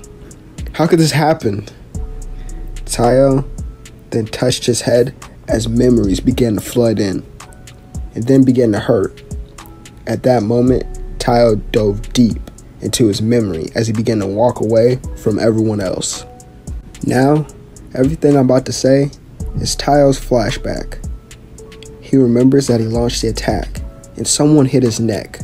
It was Yoriichi, but the attack then missed. Taiyo was propped up against a tree, and then Yoriichi fought the battle for him. Taiyo then remembered he woke up again during the fight to see his father gracefully dodging attacks while killing off some of his opponents. Taiyo's only thought was to get up and fight, but his body wouldn't listen. Taiyo remembered looking back at his father, seeing him get hit by an attack, and then another, and another after that. Taiyo's body during the next attack that was about to hit Yoriichi jolted up and kicked his opponent away that tried to hit his father. Taiyo then killed him with his own weapon. Yoriichi would say, "God damn it, Taiyo. Can't you see I'm protecting you? Can't you see we can do this together, father?" Yoriichi smirked. "I guess I have no choice but to give in, son." The father and son then prepare for a battle that will be their last. Taiyo picked up his blade. He could remember all his bones telling him to stop, but his brain only wanted him to move forward. He wanted to crush everything that was right in front of him. Yoriichi ran in first, and Taiyo was right behind. The two were in perfect sync, as always, as they cut down man after man, both of them using breath of the sun to get closer to Muzan. During some of the fights, Taiyo flipped over his father to kill another upper moon. They were both hit by a wide-range attack after that, but Yoriichi jumped in the way in front of Taiyo to block it. They would notice that everyone had stopped fighting while looking at the two, and they were right in front of them. The two of them stood in front of Muzan, a path of pain, and Kokushibu. The three were smiling back at them, and Yoriichi looked down to see a small hole in his chest. A piece of his heart was missing. He coughed up blood as Taiyo helped him stand. He yelled out, "No. Hold on, father. I can heal you. I know Kurama can heal you." Taiyo. "Don't worry, father. I know he can do it." Taiyo. "Just sit there. I got you, father." Taiyo. Yoriichi screamed. "It's okay, my son. My time is up. So let me leave you with three things. First, I will leave you to the future, my son. The future of this world is in your hands. Secondly, this is the full power of that technique you tried to use." Everyone who was there watched as a flame shot high into the sky from Yoriichi. As he then slashed his blade at the retreating samurai, he killed off at least 200 and a couple powerful ones. Plus, he injured Kokushibu and Muzan. And he also burned a path of pain. Yoriichi's body then began to finally die. Taiyo ran up, hugging his father. "The last thing I will leave you with, my son, is love." Taiyo is hit again on the neck by Yoriichi, and as he fell to the ground passing out, before closing his eyes, the last thing Taiyo saw was his father smile. End of the flashback. Taiyo kept crying as he ran all the way back up the mountain, not stopping. And then he saw it. Once reaching the top, he saw his father, who stood in the same position he had died in, smiling. Because Yoriichi had perfected the one technique, his body didn't burn away. And Taiyo decided to bury him, and after that, he prayed. Once he was done, a light from the heavens shined on the blade of Yoriichi. That makes 4 things, you idiot. Taiyo would open his eyes, looking around, only to see pure darkness that surrounds him. But he then begins to walk towards a river, and, looking in the river, he sees it. He saw Yoriichi standing behind him. In this dark place, the sun then appeared. Across from the river was another version of himself. Taiyo looked to see the version of himself was standing in front of his uncle, Kokushibu, and behind them was the moon. Both versions then walked closer, and this is when the moon-breathing version choked Taiyo. "You will never become your father. You're too weak." Taiyo, however, had no emotion, seeing as he had known that for so long. Taiyo knew he couldn't be Yoriichi, no matter how hard he trained, tried, or anything he did could never change that factor. There were two different people for a reason. He was then dropped by this evil version of himself. But this is when something happened. The moon and sun that were in the room then combined to show an eclipse. And in front of that eclipse was a yellow-haired boy. Taiyo reached out his hand, only to have it stepped on by his other self. Taiyo then wakes up in a cold sweat. He's breathing heavily, but he sees no one was in the room with him. So he had put on his robes and got up. Was that me? And what was that thing behind me? This is when Tanjiro had broke his thought by sliding open the door. "Oh great, you're up. All the Hashira have finally returned, and we are waiting on you to begin the meeting. Are you okay, Taiyo?" "Hey Tanjiro, I'm not that book smart, so I'd like to ask you a question, but you have to keep this between me and you. What is it called when the moon sits in front of the sun?" "Oh, that's called an eclipse. Why do you ask? We haven't had one in a while." "No reason. I'd like you to get my sister and bring her to the meeting as well." Taiyo had walked out of the room as he goes to the area where all the other Hashira were sitting. The first thing that happened was an apology of those who weren't there to fight. Taiyo would then say, "It's fine.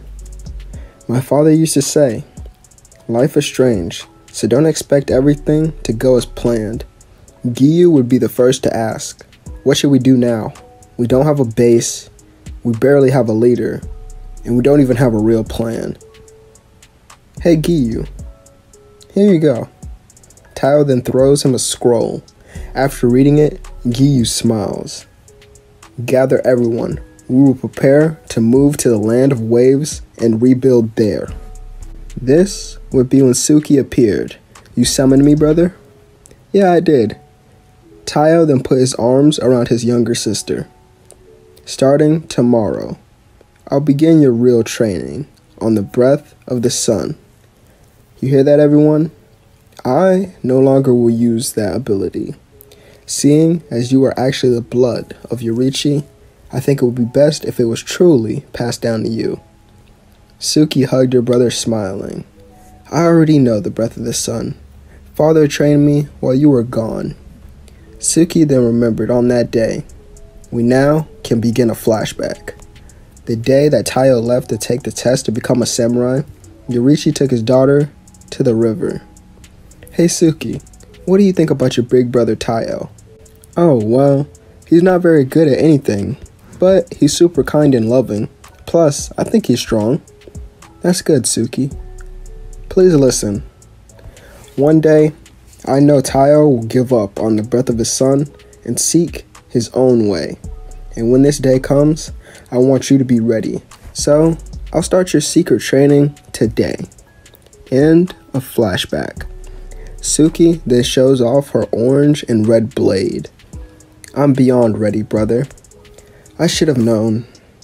Taiyo then turns back to all the other Hashira. "Starting today, I, the former pillar of the moon and sun, will resign and pass that title to my sister, who was also trained by her father. She's more capable than me in every way. If you disagree, you may face her in a one-on-one fight right now." This is when Giyu, out of all the other Hashira, stood. I agree with your decision. I just want to see her strength for myself. As you wish.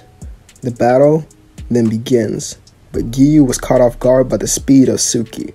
He quickly swung his blade, expecting her to block, but she used her flexibility to dodge the attack instead. And after this, she decided to show off the difference between her and her elder brother. Suki breathed, and as she got ready to perform the 8th form, Taiyo stopped her. Try not to show off that much, Suki. Oh, I'm sorry. I just thought, no, it's fine. It's just, I kind of want Giyu to stay alive. Oh yeah, right. As you can all see, she's much stronger than me. She doesn't have much experience though. Her flames burn hot, and she was the one who created all the healing techniques of the sun that I often use. Suki is the perfect candidate to succeed me, and I believe in her. Taiyo hands her the blade of their father while bowing. This is truly yours. She takes it, hugging her brother. I won't let you down. Taiyo then begins to shed a tear. I know you won't.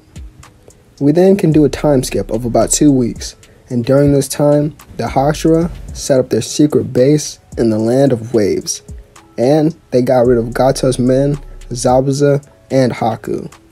The Land of Waves was truly at peace, so the Leaf actually never got a mission from Tazuna. Taiyo would keep having nightmares about himself, and that strange version of himself. One day, he had woke up in the middle of the night and grabbed his sword. He then walked to the port of the Land of Waves, and after this, he took off his robes and left the sword with them, diving into the water. He let himself go deeper and deeper, as he then would think, who am I? Am I Taiyo, the son of Yoriichi?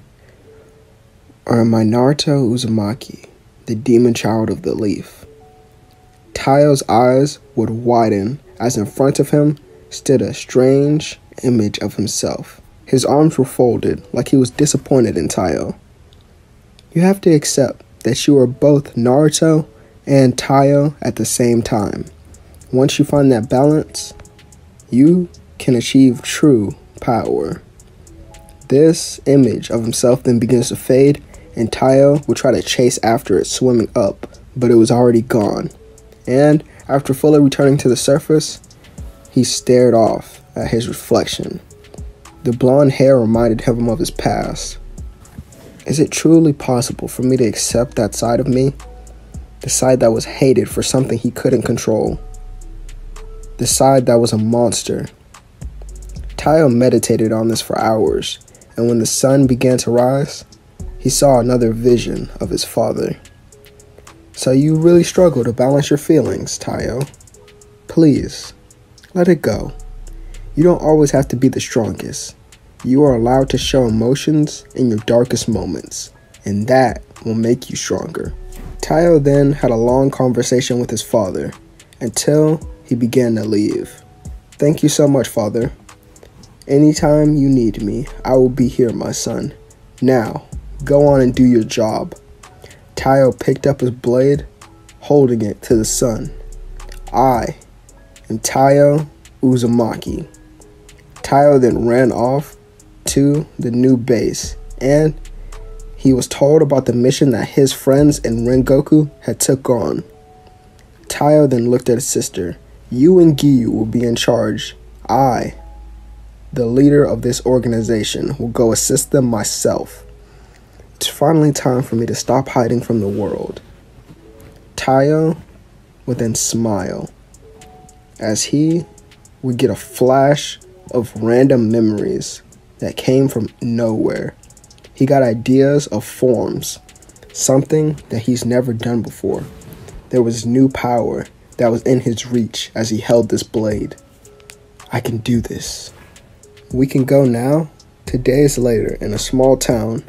The first thing we would see is Nezuko, Tanjiro, Zenitsu, Inosuke, and Rengoku, surrounded by evil samurai and the upper moon samurai Akaza.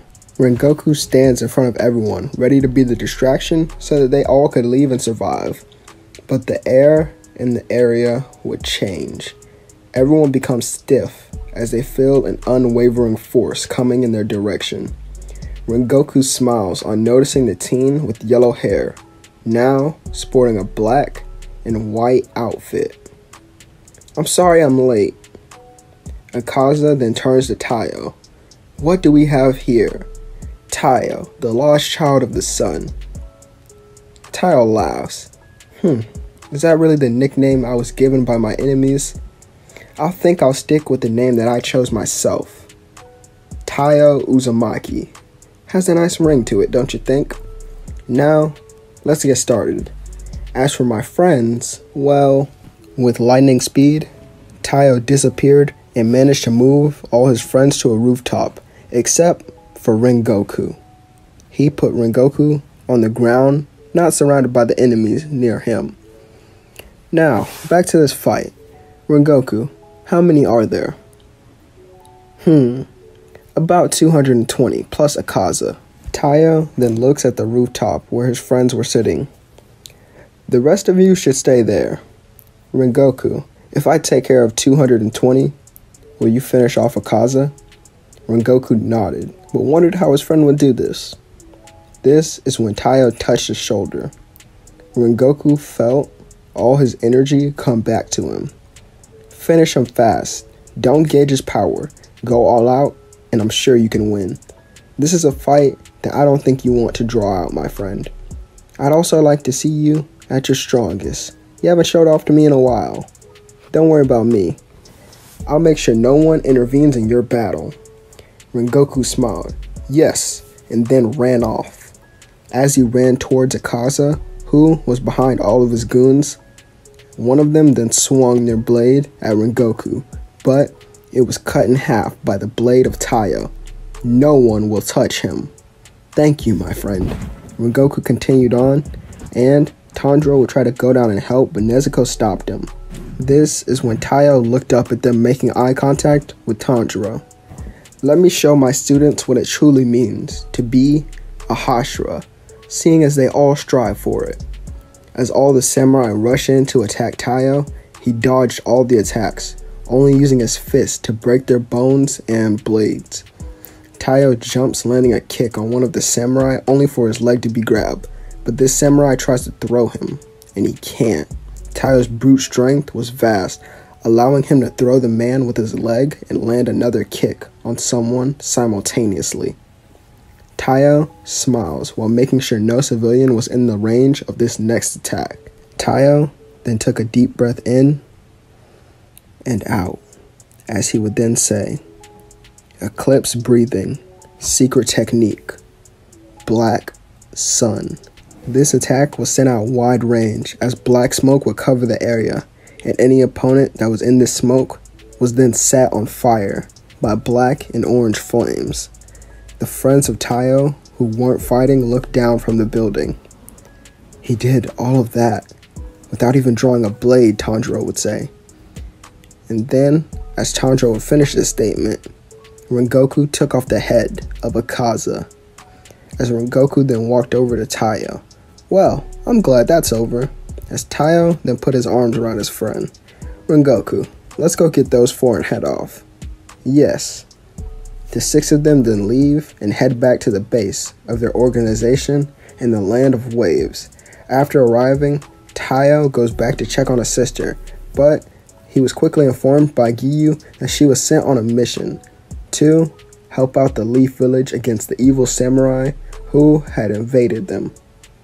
And far away in the Leaf Village, Itachi Uchiha was surrounded, but someone quickly took out all his opponents for him.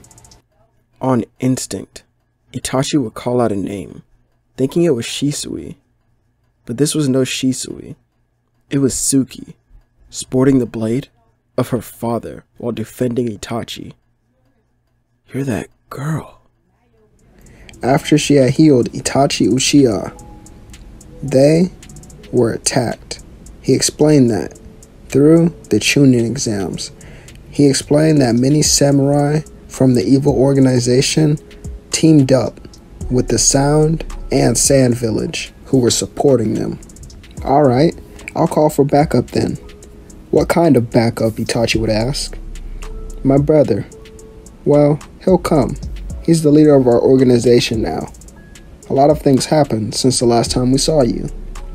Itachi then remembers the fear and wisdom instilled in him by that kid. How strong is he now? Suki thought about it. Well, he could probably defeat anyone in his way, but this world also has a lot of strong people as well. So, I don't know. Plus, Itachi! Someone yelled as they then jumped off of a building, and it was Sasuke Uchiha, who was holding Sakura. Well, Suki didn't know it was Sakura, but we as the viewers knew that because of her pink hair, and she was unconscious. Big brother, we must fight back. You're right, Sasuke. Who is she? Just an old friend. Suki then begins to walk in the closest direction of a battle that she would see. It was a battle on a rooftop between Orochimaru and Hiruzen. As Orochimaru was about to land a devastating blow to the old man, he was stopped and then cut in half vertically by a sun wheel. Who are you, young lady? Don't mind that. I'm just here to help you out. That's all. Far away, as Taiyo was meditating, the sun would shine upon him. With the bright light, a silhouette of his sister then appeared. I see you have mastered this technique you created as well. What do you need, dear sister? Brother, come help me in the Leaf Village. Make it as fast as you can. I'll explain when you arrive, but there is a large-scale battle going on. So, I'll see you when you arrive. Taiyo would then quickly grab his blade and put on his robes. He found Rengoku and Giyu, who were training with some other samurai. You two are in charge until I come back. I'm heading off to the Leaf Village to assist my sister and the Leaf Ninja. Taiyo speeds off from the land of waves. Back at the Leaf, Suki would then see giant snakes and a sand-like creature. Hey mister, can you handle those snakes? Hiruzen would nod. Don't tell me you're going to take out... Yes, me and my older brother, who will soon be here. So, everyone needs to just hold out a little longer. He'll fix everything. She then fades into light before Hiruzen's eyes, as she begins to run through the Leaf Village in the direction of the sand monster. But, as she cuts an inch down, a group would appear in front of her. They would then be blocking her path, and this group had two people in front of it who were leading it. I feel like these two have great personalities at this time in story. Well, if you read the Demon Slayer manga, you know who this character is. Doma and Toby would be in her way, but she wouldn't know who it was because he was a man with a mask, and I think they mix very well due to Doma's sadistic and playful personality. Suki grabs her blade. You both are in my way, so move. Doma laughs while leaning on Toby, who does the same. Let's kill her. But once they look in her direction, she was gone. From above their heads, she swung her blade with flames on it, only for her to pass straight through Toby. What was that? She would say. But Doma was right behind her, as he would then dodge her blade as she swung it again. And as he would swing his own blade, or his fans, she easily dodged and countered, cutting off his ear. Oh, well that wasn't very nice, he said while holding his ear. Doma then threw his fans in the air and Toby grabbed them, trying to slice her arm. Suki, however, was different from many of the other Hashira. She was a fighter who had the utmost pride and respect for any of her opponents, so she never held back, not even to those who weren't on her level. Alright then, let's get started, she would say. Breath of the Sun, secret technique, the one. As the flames that were on the back of her outfit lit up, as her pupils became bright red. Suki's hair, well, it began to spike up slightly from the wind pressure that was going up into the sky, as all the flames would shoot up there as well. Here we go. Guide me to victory, Father. As she ran forward, Toby then grabbed Doma, putting him in a headlock. Toby, what are you doing? Doma, we're friends, but I have no use for you now. Well, to my real goal. Toby would hold him still until Suki was right in front of him, and then, as Doma's head was cut off, Toby was stood alive, and Doma's body fell to the ground. As he turned though, his mask broke, revealing his face. Oh well, I needed a new one anyway. Make sure you tell that old man that this war is just getting started. The man then warped away, and this is when she saw it. Suki saw Kurama jump on top of the stand like beast, as Tayo was in no time cutting off the head of Gaara. This is when the sand beast was no more, and then Tayo would scout the area, only to see his sister, who was surrounded. Kurama. Yeah, I know. The Ninetales then threw Tayo in that direction. Kurama disappeared as Suki would begin to fall from the ground of exhaustion from using the one technique. Tayo would catch her. Great job. But you can rest now. Your big brother will handle the rest.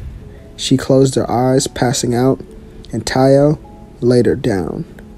All right, all of you, come straight at me. Meanwhile, Itachi and Hiruzen were looking around for that girl, and this is when they saw it. They saw Tayo finishing off all the last samurai without even lifting a finger. Tayo picked up his sister and then began to walk from the village, seeing that his job was done and that the ninja could handle the rest of the problems. Then, someone appeared who stopped him. It was Iruka. Is that really you, Naruto? Naruto smiles, seeing an old friend and teacher, more like a father figure to him. I do not go by that name anymore. I am Tayo, the leader of the samurai organization, and if you could excuse me, this is when Tayo was surrounded by a bunch of leaf ninja who pointed blades at him. Tayo then released a heat from his body that burned their weapons. I said, if you could kindly move. But before anyone could attack him, Hiruzen appeared. You will not treat these two like that. They are our guest and temporary heroes. So, you would treat them with respect. Tayo would look up at the old man and smile. Days later, Suki wakes up to see her big brother sitting near a window. Hey Suki, do you know where we are right now? This is where I lived before I was adopted by father. Her eyes widened, looking at the crammed room. It was pretty bad, wasn't it? Come on, let's go get ready to go. Suki grabs her things and then remembered about the war. No way, we have to talk to that old man I saved. Alright, fine, let's go. The siblings walk through the leaf towards the Hokage's office, and as they walk, they get stares and hisses because the townsfolk had realized who Tayo truly was. They knew it was Naruto, ever since they saw the Ninetales. Suki turns to her brother, who had a smile. Home sweet home, am I right? This is when they would arrive, and as they head into the office, they see Team 7. Once the three of them look at Tayo, their eyes widen with excitement. Hey Sasuke, it's been a while. You're Naruto, aren't you? Yeah, I am. This is when Suki hands Hiruzen a letter and a picture. This is the man that I saw, and this is what he told me. The samurai organization will be on the side of this village. Taiyo would smile. Hey old man, wanna know something cool? I've become stronger than anyone in this village in my own way. Hiruzen smirks. I have no doubt that you are. Suki and Taiyo then leave the office, heading home, and as they get to the gate, Danzo stood in their way. And this is when Taiyo shows off the power of the Nine Tails, causing him to back off. Taiyo and Suki will return back to the organization after 1 week of travel. Taiyo then calls for a meeting of every samurai, and they all would arrive. It takes about 1 month for everyone to fully return, and once this meeting began, Taiyo appeared. I hate to be the one to tell you all, but a war will soon be upon us. And, well, I don't want to turn my back on the world, but it seems this must be done. From this day forward, the samurai organization will only help those in the land of waves. We will actually stay out of this war. Well, you will. Everyone was quiet, not sure if they agreed or disagreed. However, the first voice that was heard was that of the Flame Pillar, Rengoku, who stood up and said, I will follow you to the ends of the earth, my friend. I support this decision. After this, many others would stand in respect to Taiyo, their leader. Taiyo then turned to one of his advisors. How many do we have in the organization right now? This person will pause as they think, looking at a clipboard. About 340 samurai, including you and the Hashira. Good. We need everyone to be at their best. For the next coming months, the organization trained harder than ever. Everyone was pushed to their limits. Their first had physical training. Next was mental. And after that, they had even more sword combat. And lastly, there was breathing training. They would repeat this process over and over. One day while sitting down, Taiyo was greeted by Tanjiro. Hey Taiyo, do you have time to chat? Of course I do, my friend. What's on your mind? It's about the coming battle. Oh yes, that. Taiyo, are you scared of fighting and watching the people you love die? For a moment, Taiyo's heart sank, and his thoughts went to that of his father and mother who had passed. My friend, I've always been scared, but I've never actually wanted to fight in my life. I've always had to fight in order to protect the ones I love and to survive. Tanjiro watches his friend, and he turns to him with tears in his face. Taiyo then says, with tears rolling down his face, Tanjiro,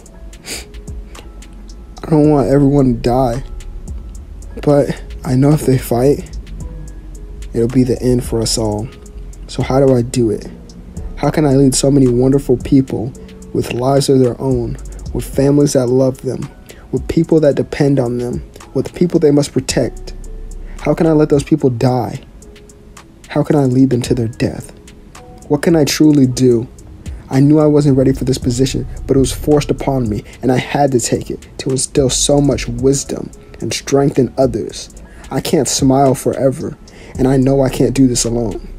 But this isn't a battle that I want everyone to fight. Tanjiro would hug Taiyo close. We won't die. Let's just win, so we don't have to die. After Tanjiro leaves, Suki comes in to her brother. We must go attend a meeting with the Kage to discuss the war. Days later, Taiyo and Suki arrive at the meeting and take a seat. I don't really want to go over anything, but let's just say I'll go over the most important parts of this meeting. The Leaf and Mist Village and the Samurai, well, they're all on one side, while everyone else is against them. This was because the Akatsuki had used the Jinchuriki to take over many other villages. The two siblings will return home, and Many more months pass, and during this time, they also had dreams of their mother who had passed not too long ago after, well, their mother had passed away in her sleep. And this often haunted them in their dreams, making them not want to sleep some nights, fearing the same would happen to them. But the organization was at its strongest. One day, Taiyo went out by himself, going to look at the sunset. And once the sun did begin to set, Taiyo performed the dance of the sun god. And as he moved, he could feel it. He could often see his father still doing the dance with him. Tears came down his face as he continued. After finishing the dance, he bowed, and Yoriichi and Yuta appeared before the sun. As he ran at them, trying to hug them for one last time, they vanished, causing him to land on his face. Why? Why did you both have to leave me and Suki? Why did you leave us when we needed you to the most? Taiyo then began to get very emotional for one of the only times in his life. Father, why? Tell me why life is so cruel. Tell me why those who enjoy it most always die. Tell me why I can't be the man you once were. Mother, why aren't you here to bestow wisdom upon me in my time of needs? Just tell me why. Taiyo slammed his fist on the ground, crying. I don't know how much longer I can keep going before I hit my breaking point. But every day that goes on, it feels like I'm already there. What if I'll come out of this war and the only thing that'll be left is a destroyed nation? Taiyo lays in the dirt crying until he passes out, and once he awakes, he sees a younger version of himself in the leaf getting bullied by the adults. This was only in his mind. He was weak and frail. He remembers those nights where he starved, just hoping that his life would end. Taiyo would go through all his bad memories until he catches up with the present version of himself. And this will be when he wakes up. I know what I must do. Taiyo heads back to the base of the organization, and then he calls for a meeting with all the Hashira. I'll be honest to all of you. I've done some thinking, and do you want to die in our next battle? They were silent until Taiyo lays out a map. You see this small island? I want you to take all the members there instead of fighting. And I want some of you to go as well so that they have proper leaders. Those who will stay with me and fight, raise your hands. And this is when all of them would raise their hands. Come on, guys. You're making this hard on me. Rengoku jumps across the table, punching Taiyo in his face. Everyone in this organization is ready to die. What do you not understand? This is when Giyu opened the doors, and on the other side, Tanjiro was outside with everyone, bowing to the Hashira. Let's do our best together, Rengoku said. Days after the war had already started, we see the samurai's numbers beginning to thin out to the point where many of them became separated on the battlefield. You could truly see they were on the losing side. Suki and Nezuko stood back to back, fighting in sync as they killed many people who were trying to finish them off.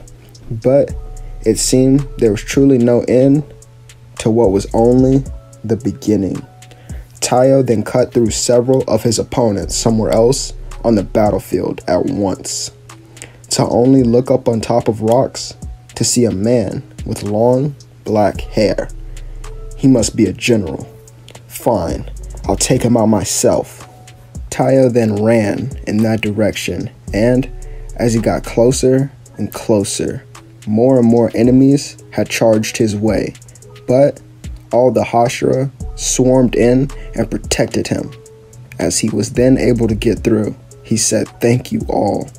Taiyo then ran closer, only for the man with long black hair to jump down to him. "And I assume you're their leader." This same man tried to hit Taiyo, who dodged the attack. Eclipse breathing. First form. Ring of fire. The blade of Taiyo then completely became engulfed in darkness, and only small flames formed around it as it created an illusion of an eclipse as he was striking his opponent. This put his opponent in sort of more like hypnotation more than a genjutsu for him being able to strike them down. But as Taiyo would try to strike that man down, he blocked the attack. "Fool, do you really think that weak hypnosis you call a genjutsu would work on me, Madara Uchiha?" Madara then grabbed Taiyo by his throat, lifting him in the air. "Die, you ignorant brat." But before he could kill Taiyo, the boy was saved by his friends, Tanjiro, Nezuko, Zenitsu, and Inosuke, and his sister Suki. Madara laughed, jumping back on the rock and sitting down. "I'll let you handle them, Pain." This is when many of them looked up to see a floating figure, but before Rengoku and Taiyo could block the attack for everyone, it was already in motion, sending the alliance far back. Taiyo was the first to look up after regaining his composure, only to see the blades, well, two blades in his face. One belonged to Kokoshibu, his uncle. But then he saw the face of someone on Earth that he'd never think he would see again. Taiyo had seen the face of Yoriichi, his father, with purple Rinnegan eyes and his blade pointing back at him.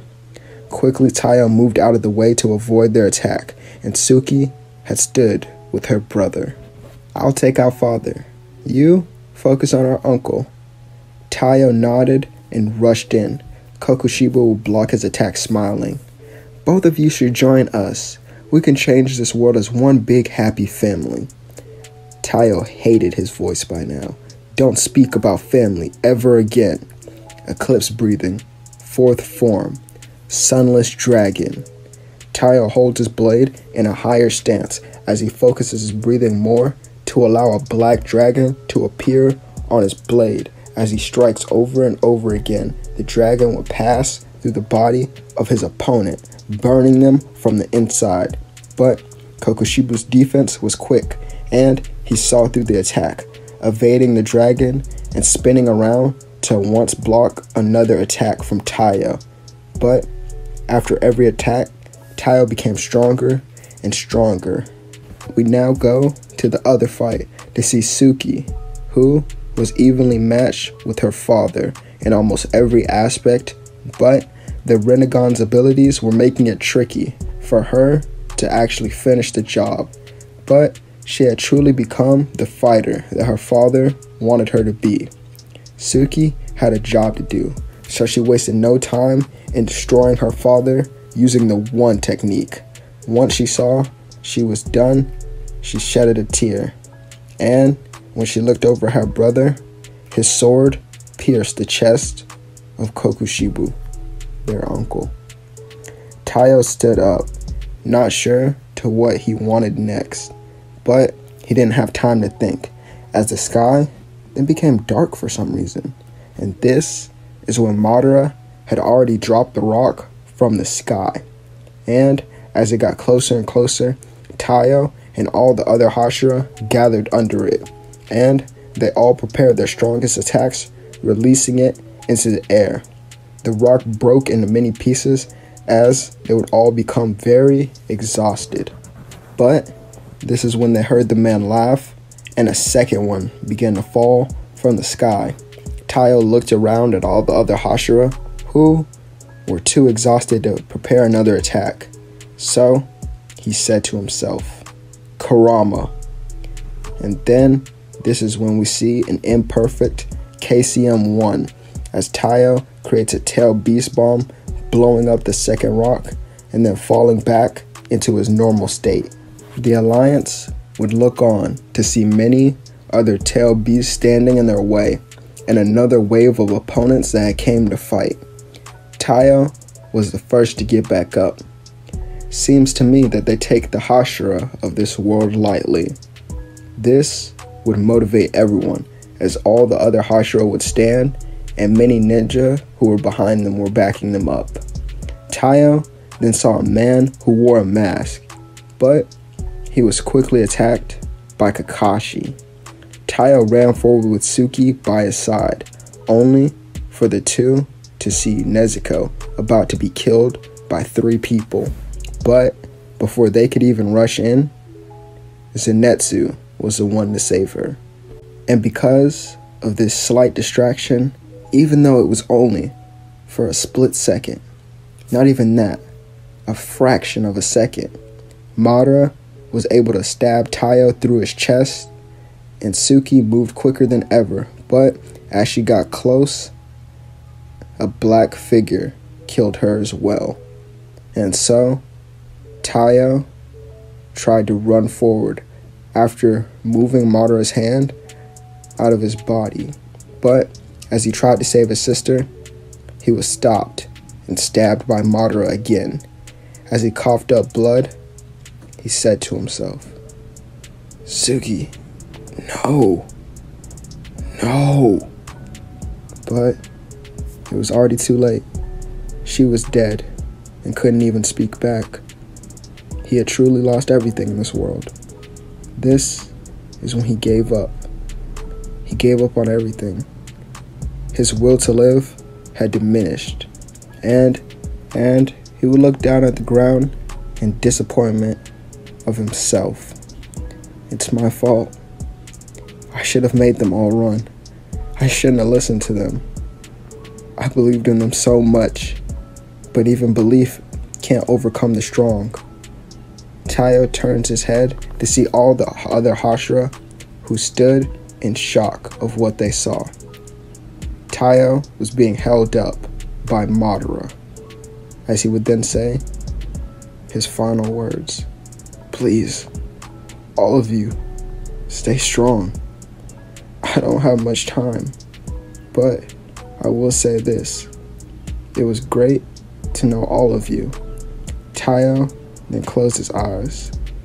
"I'm sorry, Kurama, but I have to go. Thanks for saving my life so many times."